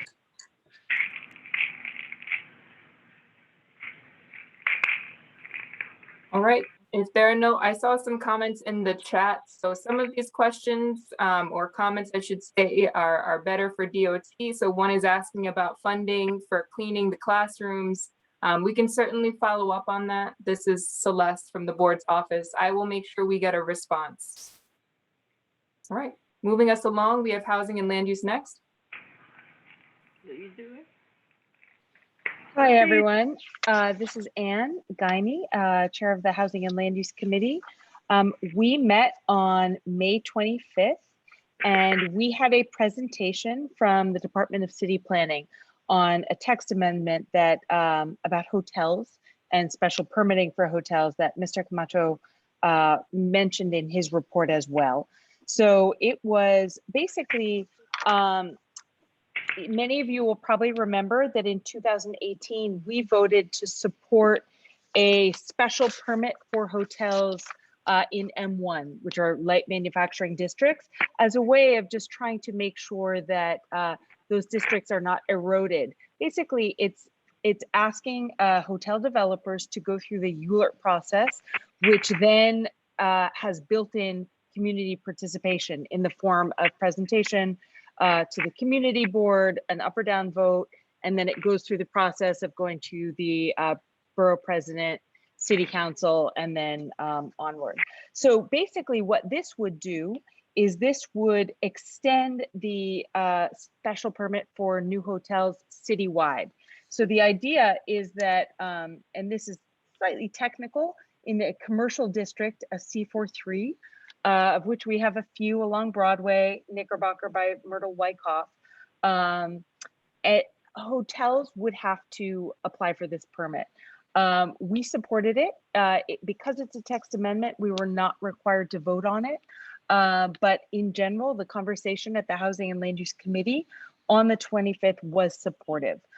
This is not going to really affect Bushwick very much because where the hotels have been going up in and around Bushwick is in the M zones.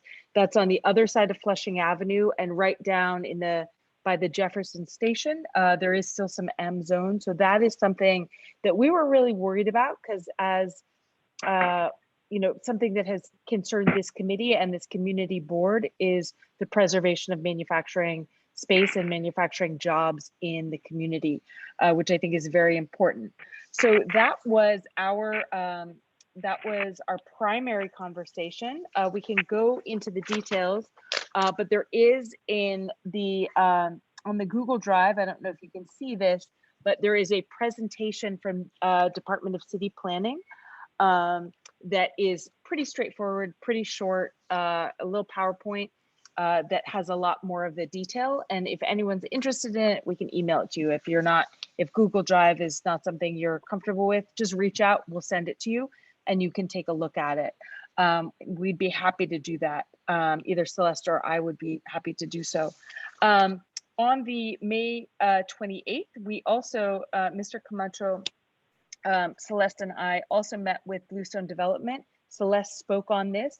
This is a entirely senior housing proposal through HPD, Housing Preservation and Development, and HDC, Housing Housing Development Corporation, I believe. Anyway, sorry.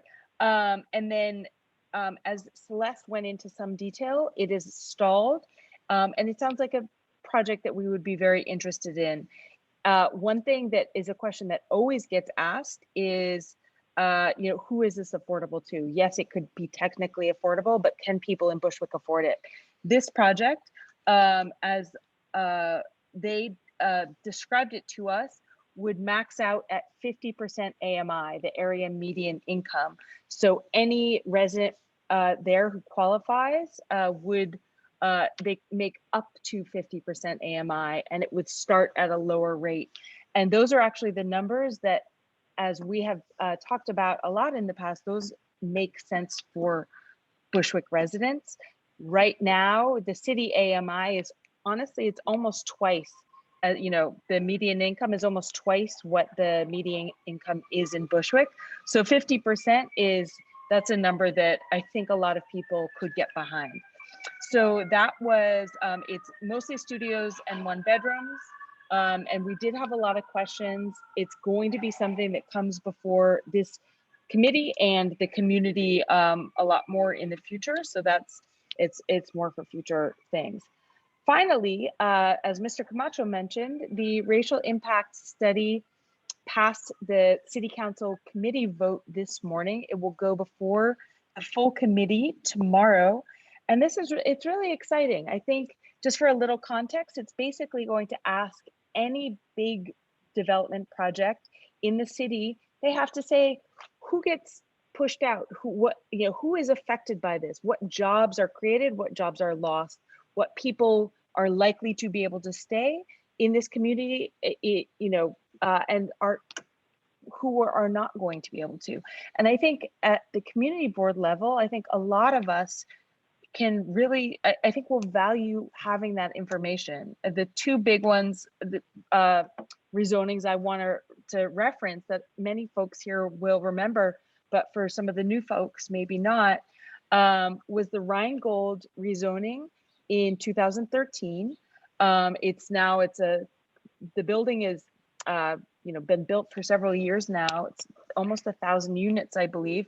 That was a really difficult conversation at the community board level. And I think we would have liked to have had a lot more information about who would be able to be there and who would be affected by it in a negative way. And then the second thing, the origin of this was the Broadway Triangle, which honestly started well before my time on the community board, and I think 2010, and has is in many ways ongoing. So, but it basically is really trying to push for that. So Mr. Camacho and I were there this morning. It was really, it was a beautiful, beautiful morning to be able to see this thing after so much work and so many years. Mr. Camacho and I, on behalf of the community board, have been participating in these meetings before the pandemic and then in calls since then. And Mr. Camacho has given a lot of really important testimony. So thank you to our partners who have supported, or the whole coalition, Communities Resist folks. There's been a lot of great, a lot of hard work put into this. So that is my report. Oh, and last thing, my apologies. I'm behind on the notes. I'm gonna get them to Celeste on Friday, so many apologies. But there were no votes required at the last meeting. Just also to let folks know. Thanks, Anne. Also, there was a question, and there are a few comments in the chat, but just to cover the question, give me 1 second. So someone asked, will this be, Grand, Select. I'm sorry, Mr. Camacho, just 1 second. Let me just finish this question. It says, will this be grandfathered pending projects? So I believe that's asking about racial impact study. A racial impact study or hotels? It's Deborah Hicks. Yeah, I'm not, Deborah, if you can clarify if you were, because I saw it when you were speaking about the racial impact study. Okay, yeah, the study. So the racial impact study, the big, what was made clear this morning is a commitment. I believe it was Brad Lander said that they committed to making, doing a independent racial impact study to the standard of this legislation for the Gowanus rezoning. That is one of the biggest neighborhood rezonings. It has already been certified, but before it goes to the council. So let's see. Okay, Bruno has just said this is set to begin in 2021, so it won't cover pending projects. Lander committed to Gowanus, but it sounds like smaller, and there is a threshold. What triggers it? I don't have that at the top of my head. Maybe Bruno, would you be able to give a 1 minute on that? I'd be happy to, but what was the exact question? Like, you went in and out.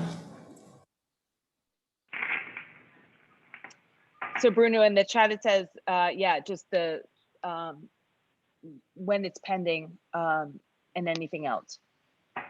Oh, okay, yeah. This is a little bit of a complicated one because it's an intense bill that's going to have to go through rulemaking, and we advocated for as a part of the rulemaking and as a part of its implementation that HPD take the lead, and unfortunately HPD doesn't have the capacity to do so on its own, so it will do so alongside DCP.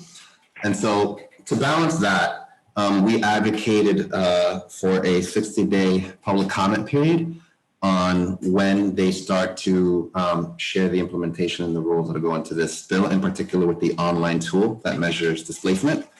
So it's going to be a long process before it starts. So that's going to be somewhere, I'm pretty sure April 2022, but it won't cover projects before or projects that are pending. It's once the tool is ready and once the bill is implemented, projects after that will have to do a racial impact study. Okay. Thank you, Bruno. Appreciate that. Are there any other questions on the HLU report or any of the things that we mentioned?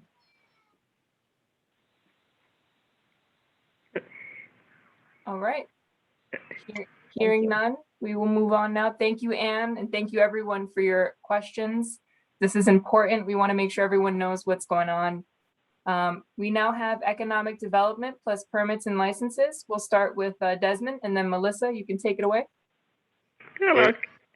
So as some of you guys know, like last year, we were working on the economic development plan, and well, we weren't really working on it. We were kind of thinking about it, and it was a theory.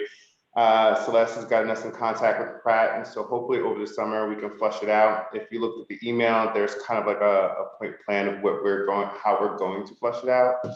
I'm really excited about this, and hopefully not only will people who are bringing new business into Bushwick will kind of see exactly what we're looking at, but also, there's election going on, and we can definitely hold our elected officials to the fire when it comes down to exactly what we want to see in the community and how we want to go moving forward when it comes down to economic development, covering everything, education, small business, MWBE, affordable housing. There's all kinds of wonderful things in there. So I'll be working over the summer with Pratt to do it. And then in September, when we rejoin, we'll have a full fleshed out plan and you guys can see it. Sound good? Yeah. All right. Sounds good. Thank you, Des. All right. Melissa? Hello. Hello. Oh, yes. Reverend Nates? Yes, excuse me. I have to leave. Okay. Thank you, Reverend Nates. Thank you for letting us know. Have a good evening. Thank you so much. Bye-bye. Goodbye. Also, before you call Melissa, I'm sorry. Please don't kill me.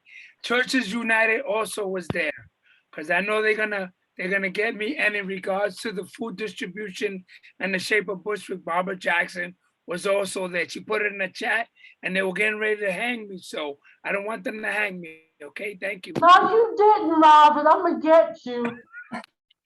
We appreciate all of our board members. Thank you, Ms. Jackson, Ms. Davis. We would not be able to do the things that we do, especially Shape Up. But you should have seen how many boxes we had to move that day. It was a intense operation.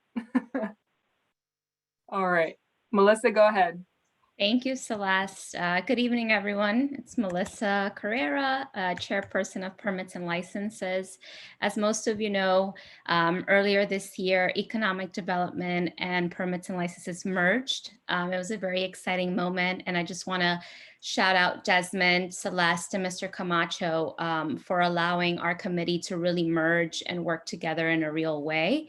It has been a success, I think, so far, and it's been really great to have committee members from with some expertise just help raise a lot of great questions for new businesses coming into our neighborhood. So I just want to start off by saying that, and I'll try to be quick and brief. We had a total of 3 New York State liquor license applications. The first is La Canteen, located at 60 St. Nicholas Avenue. They are looking for a beer and wine license. They are a small corner French cafe serving coffee, small bites to people. I've personally gone there myself. They're very nice people. The owner was very, very sweet and has been doing community outreach. She's been part of the community for a very long time now. Their intended operating hours are 7 days a week, Monday through Sunday, from 9 a.m. to 11 p.m. There is no music on the premises. As they stated in their application, they are very mindful of their neighbors and any noise complaints. It's a very residential block. They're right across the street from a school. So they have done their due diligence of, being on the neighbors' good side. And yeah, it's a pretty straightforward application. Very, very, the committee was looking to support this application. The next applicant was Michael Robinoff from Farm to the People, located at 1100 Flushing Avenue, seeking a full liquor, beer and wine license. This is something new. So if anyone has questions, please let me know. It's a grocery store with a bar and tavern. So he told us a little bit about his great idea, and we want to be supportive of new, fresh, innovative ideas that will bring something to our neighborhood. And this location will be really selling fresh farm goods to our community. They have an online presence already where they sell a ton of curated boxes, and they work with local farmers here in New York and across the states, which is really great. And they hope to work with local food programs here in the neighborhood, and already have some connections here in Brooklyn. They support Brooklyn Whiskers. And what they're really seeking for is to have kind of bar, kind of tapas kind of thing after 6 p.m. to offer that kind of experience for people here in our neighborhood and people looking to really experience cheese, all that good stuff. So their intended operating hours are 7 days a week, Monday through Thursday from 6 a.m. to 6 p.m., Friday through Sunday from 6 a.m. to 12 a.m. And this is just that the bar would be operating after 6 p.m. So from 6 a.m. to 6 p.m., it's strictly grocery. You would come in, pick out your fresh farm goods. They would sell that to you. After 6 p.m. going forward, you would be able to stop by, get a nice cheese plate, board, whatever it is, have a drink, hang out, and that's pretty much it. So pretty excited about that. And they were in compliance with no selling of alcohol after 12 a.m. on Sundays. Lastly, we had Harvey Wong from Monkey King, located at 1329 Willoughby Avenue. And they are looking for a full liquor license. They are a family-owned contemporary Asian cuisine coming to Bushwick. So that's refreshing. We don't really have that right now. So that's pretty exciting. They hope to start a social enterprise program for culinary students. So really bringing in students in from school to learn about like the business side as well of running a restaurant. And they are also hoping to start a bridge program with Sweet Generation, which is a new bakery here also in Bushwick. So they have been doing some work with them and they hope to make that a reality. Their intended operating hours are 6 days a week, Sunday through Thursday from 11 a.m. to 12 a.m. and Friday and Saturday from 11 a.m. to 1 a.m. And the establishment is in total compliance with no selling of alcohol after 12 a.m. on Sundays. So those are the three new applications. And then moving us down, we did have a request for an updated letter of support from our friends over at House of Yes, located at 2 Wyckoff Avenue. As most of you know, in 2020, COVID hit House of Yes really hard. They got fined and they were shut down for some time. So they're really looking to use this as an opportunity to bring back the experiences, the performance to Bushwick. So they are hoping that we today as a board can vote to update the letter of support to state the following changes, to include security guards, a disc jockey, recorded music, live music, Patreon dancing, and employee dancing. And they are still waiting for the SVOG, the Shattered Venue grant, but they have not heard yet from the SBA. And this letter of support would really help them get their business to open their doors to all of us here and to really make it through this year. And that pretty much sums up my report. Celeste, am I missing anything? I believe that covers it, but I do, we have Kay from House of Yes here. So if it's okay with the board, I know she wanted to share some news with everyone. Hi, everybody. Thank you for having me and for everything you do. The good news is that our liquor license is unsuspended. So all we have, however, we are still waiting for the State Liquor Authority to approve our updated method of operation, which, as Melissa explained, has, the letter would perfect timing, super help us out in really just getting our paperwork updated and making sure that, that it states we could have that DJ and dancing and everything. So no major updates except for, our liquor license is back and then to fully open, hopefully by Pride, which is next week, as the queer space of Bushwick. We would love to be open and serve our super diverse community. And also for everyone that was at the Puerto Rican Day Parade after party, block party, thanks for coming out. Awesome. Thank you for supporting us, because I shared that committee, Puerto Rican Day Committee. I was part of that. And I want to thank you. We started early, we ended early, no problems, clean, and we took care of the place. So thank you. You're a wonderful guest. You're welcome back anytime. Yes, I thank you so much, House of Yes, because you're the one that started everyone getting liquor license. Yay. Thank you. All right. Any other questions, comments for Melissa or Desmond? Yes, I want to ask a question. Go ahead, Barbara. The restaurant that's going to be a grocery store, and then after 6 is going to have alcohol served. Did you guys specify anything about children being with a parent going to the store at 6 and the parent have a drink while the child is with them? That's kind of touchy right there. Well, thank you, Ms. Barbara, for that question. I think what we talked through with Michael was really about how this is a brand new experience. This is something that is really innovative. Grocery store hours are really from 6 a.m. to 6 p.m. So there will not be any serving or alcohol really happening at that time. That's really the time where people are coming in to do their grocery shopping.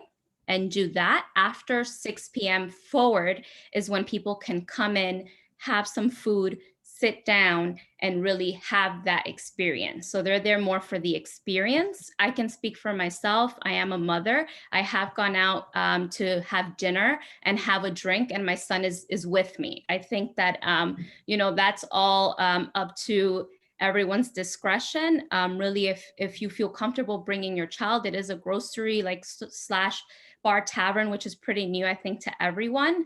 And I'm pretty sure that they will do their best to keep, it's not a club, you know, it's a kind of new avenue that they're leaning in. But we did ask questions around what that looks like, but they told us after 6 p.m. is when they would operate as a bar and tavern. Before that, it's just a grocery store. People can come in, learn about the produce, learn about the vendors. It's a really different experience. But what kind of food are they going to be selling that the family could come in and sit down and eat? So I think Michael said it was like small little like tapas, some meats, cured meats, cheeses, fresh vegetables. I think they're still working on that stuff. Celeste. Yeah, so basically the food that they sell in their farm boxes, that's what they would be featuring at the restaurant. So the fresh veggies, I know Mr. Camacho was like, how is that going to work? Fruits and vegetables with liquor, I don't know about that. That's exactly what I said. I said the same thing. He said that he would close down, just like Melissa said, close down the operation on one side and do the salads and the stuff. I says, I don't drink, so I don't know about salads and. For a meal, if you're going to bring your kids in to sit down and eat and have a glass of wine. So, I don't know. The hours are going to be specified as part of the committee's recommendation. And just to answer a question in the chat, it's at 1100 Flushing Avenue. That's the location for Farm to People. All right, anything else? All right, hearing none, we will move on now to our recommendations. And I believe we only have permits and licenses this evening. Melissa, if you wanted to just provide an overview again. Yes, thank you, Celeste. So the Permits, Licenses, and Economic Development Committee made a recommendation to blanket vote on all the establishments to approve their applications as is. And I just want to explain the reasoning behind that. They're all non-controversial within like reasonable hours for all of them. They're pretty straightforward. You can reference our report for any other concerns or questions. Celeste, would it be okay if we can do a blanket vote on approval for all of the establishments? Someone would have to make a motion, board members? You would have to make a recommendation that she wants to do a blanket vote. I make that motion. Anyone second? Desmond Monroe seconded. Oh, Desmond, beat you, Gladys. Okay, Desmond Monroe seconds. All in favor? Aye. Aye. Any opposed? Any abstentions? Sorry, what was that, Barbara? I oppose. You oppose the blanket vote. Okay. Got you. The motion is still carried. So moved. Moving on now to the actual vote for the recommendations. Is there a motion from the board? I make the motion. You have to specify what the motion is.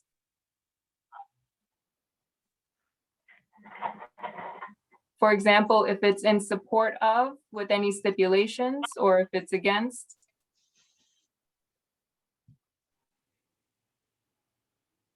This would be the, go ahead. Yeah, so I, Guardian Chairpart, move that we approve the recommendations for the establishment on the blanket board with the hours that are stipulated by the board. Is there a second? I second. Oh, I saw Melissa's hand first. Thank you, everyone. All in favor? Aye. Aye. Any opposed? Any abstentions? I abstain. Okay, I need one at a time and I'm gonna need names. So who abstains? If you could raise your hands just momentarily so I can see you. Okay, I have Raul. Okay, Andy. Barbara. Joanna. Okay, anyone else? Oh, Barbara Jackson. Get me? Oh, who's that? Annette Oh, Annette, Spelling. okay, Annette and Zuma. That's me. Z. I abstain. Okay, Zuma. Okay, so let me just read who abstains just to make sure I have everyone. I have Raul Rubio, Andy Marte, Barbara Smith and Barbara Jackson, Joanna Bennett, Annette Spellin, and Zuma Novoa. Is that everyone? Okay. Here, Sammy. And Sammy. That's 8 abstentions. No. I'm not abstaining. I'm just saying that I'm here. I'm not abstaining, but I'm here. Sorry, because I was not in the list at the beginning. Sorry. I'm voting no yes problem. for the Okay. for the recommendation. Thank you for the Sorry. clarification. No problem. 7 abstentions. So the motion still carries. Thank you, everyone. So moved. All right. Any other recommendations before we move on? Yes, Celeste, before we move on, the recommendation for the request for the updated letter of support for House of Yes. Okay. If someone on the committee can make that motion, please. Not on the committee. Barbara Smith, I make a motion to update the letter for the House, yes. Okay, is there a second? Pam I Guiney? second. I second, yeah. Okay, so all in favor? Aye. Any opposed? Any abstentions? I abstain. Okay, Andy abstains, okay. Just double check, only 1 abstention? Okay, this motion carries, so moved. Thank you, everyone. Anything else? Any other recommendations before we move on? Hearing none, we will now move on to old business. Is there any old business? Going once, going twice. New business? Any new business? Yeah, don't forget to vote. June 22nd or early voting until the 20th. Right. Get out the vote. I'll wait till the 22nd. People, you guys need to go early. It's terrible. I'm telling you, if one circle is not filled in, your paperwork will not go through the machine. And then you gotta go back and do the paperwork all over again. Fill in the circles. Saturday, I went early and I seen it happen Saturday. And wow. You have to vote for. Completely filled in. I said it before, man. They shouldn't have been. It should have been training first. I'm telling you. I feel bad for people. You got to make sure. And you won't know what circle is not filled in. So you have to go back and do that whole page again. Wow. Good thing it was me and 2 other people that got it right. But other people, it was not good. No. Wow. And there's no way until people don't understand. It's both sides. It's 2 big pieces of paper. One is both sides. And then there's another one. And then you got to remember judges is being, voted in too. So it's 23 circles you can, if you're going to do the 5 choice, it's 23 circles you got to circle in. If you're only going to do 1 or 2 choices for each category, it's less. But if you're going to do your 5 choice, it's 23 circles. I feel bad for the family. Thank you, Barbara. Any other new business? All right. We'll move on now to our announcements. A reminder, 1.5 minutes. Please keep us within our time. I'll start with our elected officials. Just give me 1 moment. Please be ready. Ramon, any updates? Thank you. No updates at this time. Thank you. Marcus? Hi, everyone. Just a quick look at brooklyn-usa.org. And also, I wasn't here last month, but happy Mother's Day, belated, and happy Father's Day, happy Pride. See you all later. Thank you. Julio? Yes, thanks, Celeste. Just very quickly. Yeah, I got you, clown. I know. There is an infrastructure bill that's being negotiated over in DC. Some of you might have heard of it. Again, I don't want to put too much out there because a lot of it is to be determined still, but provisions to deal with exclusionary zoning, monies for roads. We've talked about Broadway in the past here in CB4, monies for bridges and airports. So all of that means jobs for our residents. But again, a lot of it is to be determined. Negotiations still ongoing.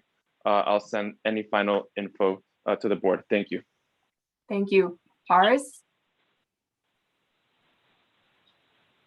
Hi, all. Yeah, I'm just gonna drop into the chat. I see I have the functionality. I'll drop into the chat a COVID-19 a recovery center that in our office we compiled. It's basically compiles the city, state, and federal, all the relief programs that you've heard of from different offices on the news, whatnot. We basically put it in one website. It's very easy to use. It's little icons. It's not even a lot of text. You just click on whether you're a renter, homeowner, a small business, and whatnot. It's also available in Spanish and in Mandarin. And feel free to use that and share that within your networks. Happy to be of help if there's any constituent issues that any of you face. Feel free to reach out to me. Thank you so much. And enjoy the summer, CB4. This has been amazing. I'm so glad that I stepped in to CB4 and not another CB for Taika this spring. So thank you, Mr. Camacho and Celeste and everybody else.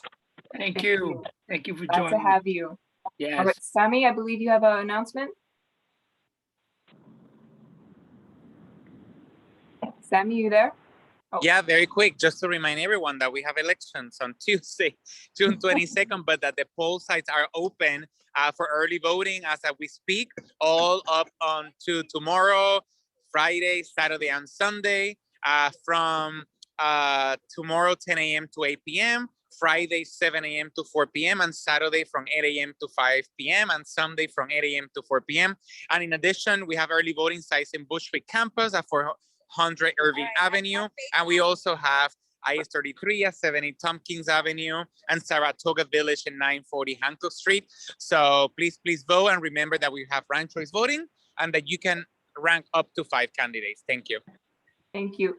And just a reminder for any attendees that are not already allowed to speak already, if you have a comment or an announcement, please feel free to drop me a line in the chat and I'll make sure you have a moment to speak.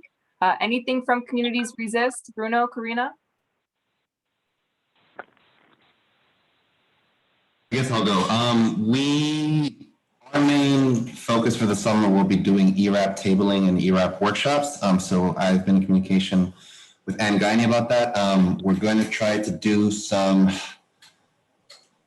we're probably going to try to do some tabling pretty soon in Bushwick. I just don't have the dates yet, but I'll send them over and hopefully we can get that out in a newsletter. But we might have an online workshop, and if we do, we'll just invite folks over to that as well. Thank you. And I'm so sorry, Andres, your name was in the row below. Any updates from the Assemblywoman's office?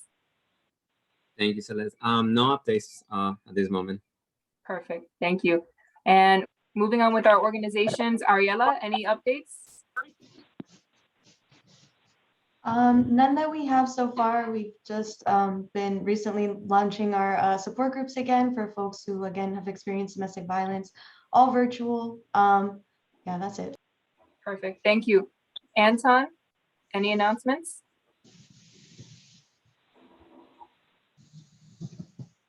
Anton, are you there? All right, Noel? Just that our Summer Arts Festival that we do in partnership with OJ Group will be taking place August 21st in Maria Hernandez Park again this year.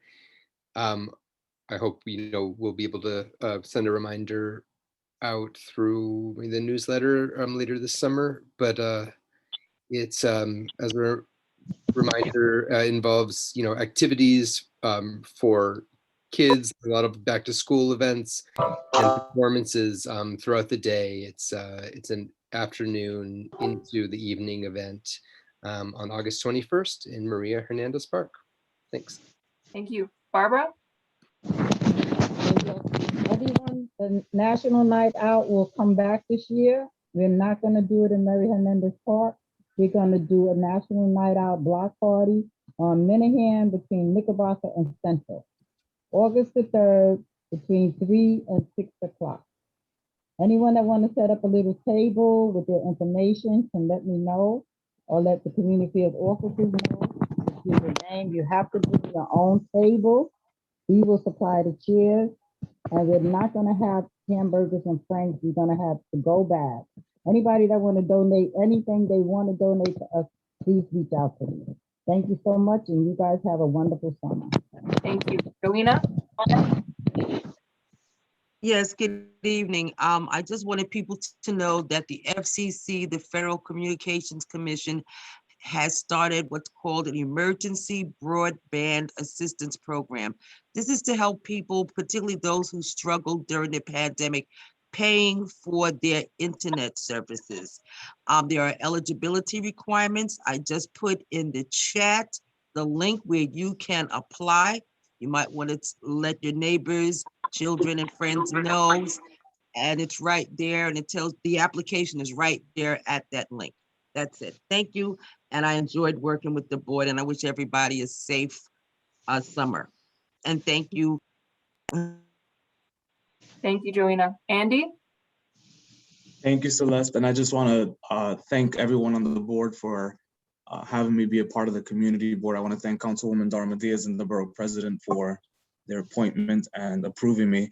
I just also want to mention that I've been driving around a lot. As many of you know, I'm running for city council here, and our streets need a lot of work. There's a big sinkhole right on the corner of Melrose and Knickerbocker that I happened to run into right after the Puerto Rican Day parade.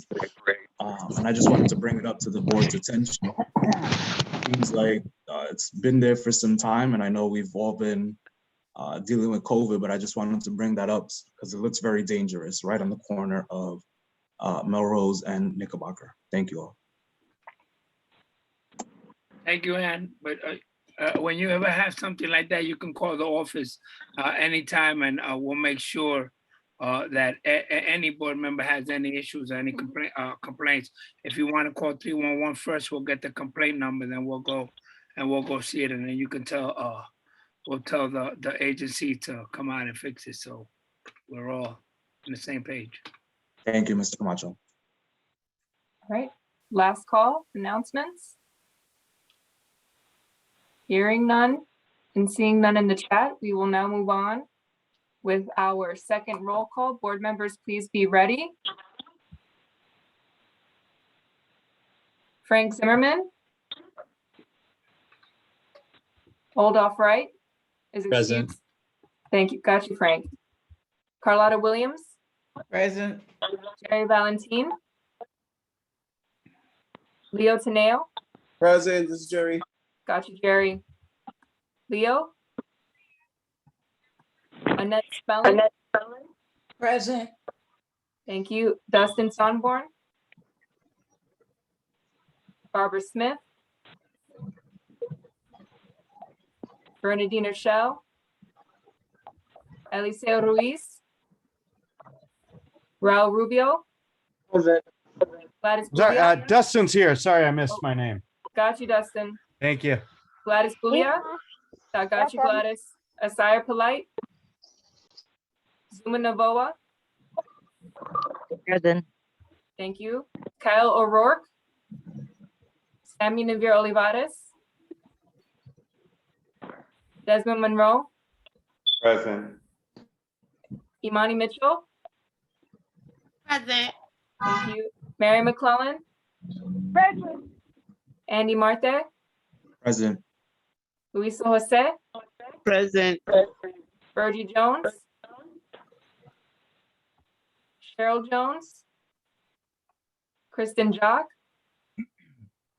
Present. Thank you. Barbara Jackson is excused. Tanisha Honeygan. Present. Jared Hicks. Present. Hadia Harrison. Present. Jose Guzman. Reverend Migdalia Gutierrez. And Guiney.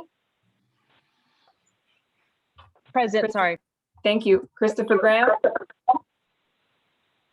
Gaudi Gomez is excused. Freddie Fowler. James Fitzgerald. Carlos Feliciano. Elvina Davis. Present. Daniela Davi. Present. Andrew Choi is excused. Luisa Chan. Felix Ceballos. Present. I can't answer in the first call. Okay, thank you. Melissa Carrera. Here. Guardia Caphart. Present. Robert Camacho. Presente. Raul Brown. Present. Joshua Brown. Joanna Bennett. Present. Reverend Grace Yates is excused. Marcus Alston. All right, thank you, everyone. And just so you know, hold on one second. I just want to make sure. Mr. Fowler, I have you. Sorry about the sound issue. Is there a motion from the board to adjourn? So moved. Ms. Davis made a motion. Is there a second? Rubio seconds. Raul Rubio seconds. Is all in favor? Aye. Any opposed? Any abstentions? So moved. Have a safe and happy summer, everyone. Bye, everybody. Okay, everyone. Bye, everybody. Office is open.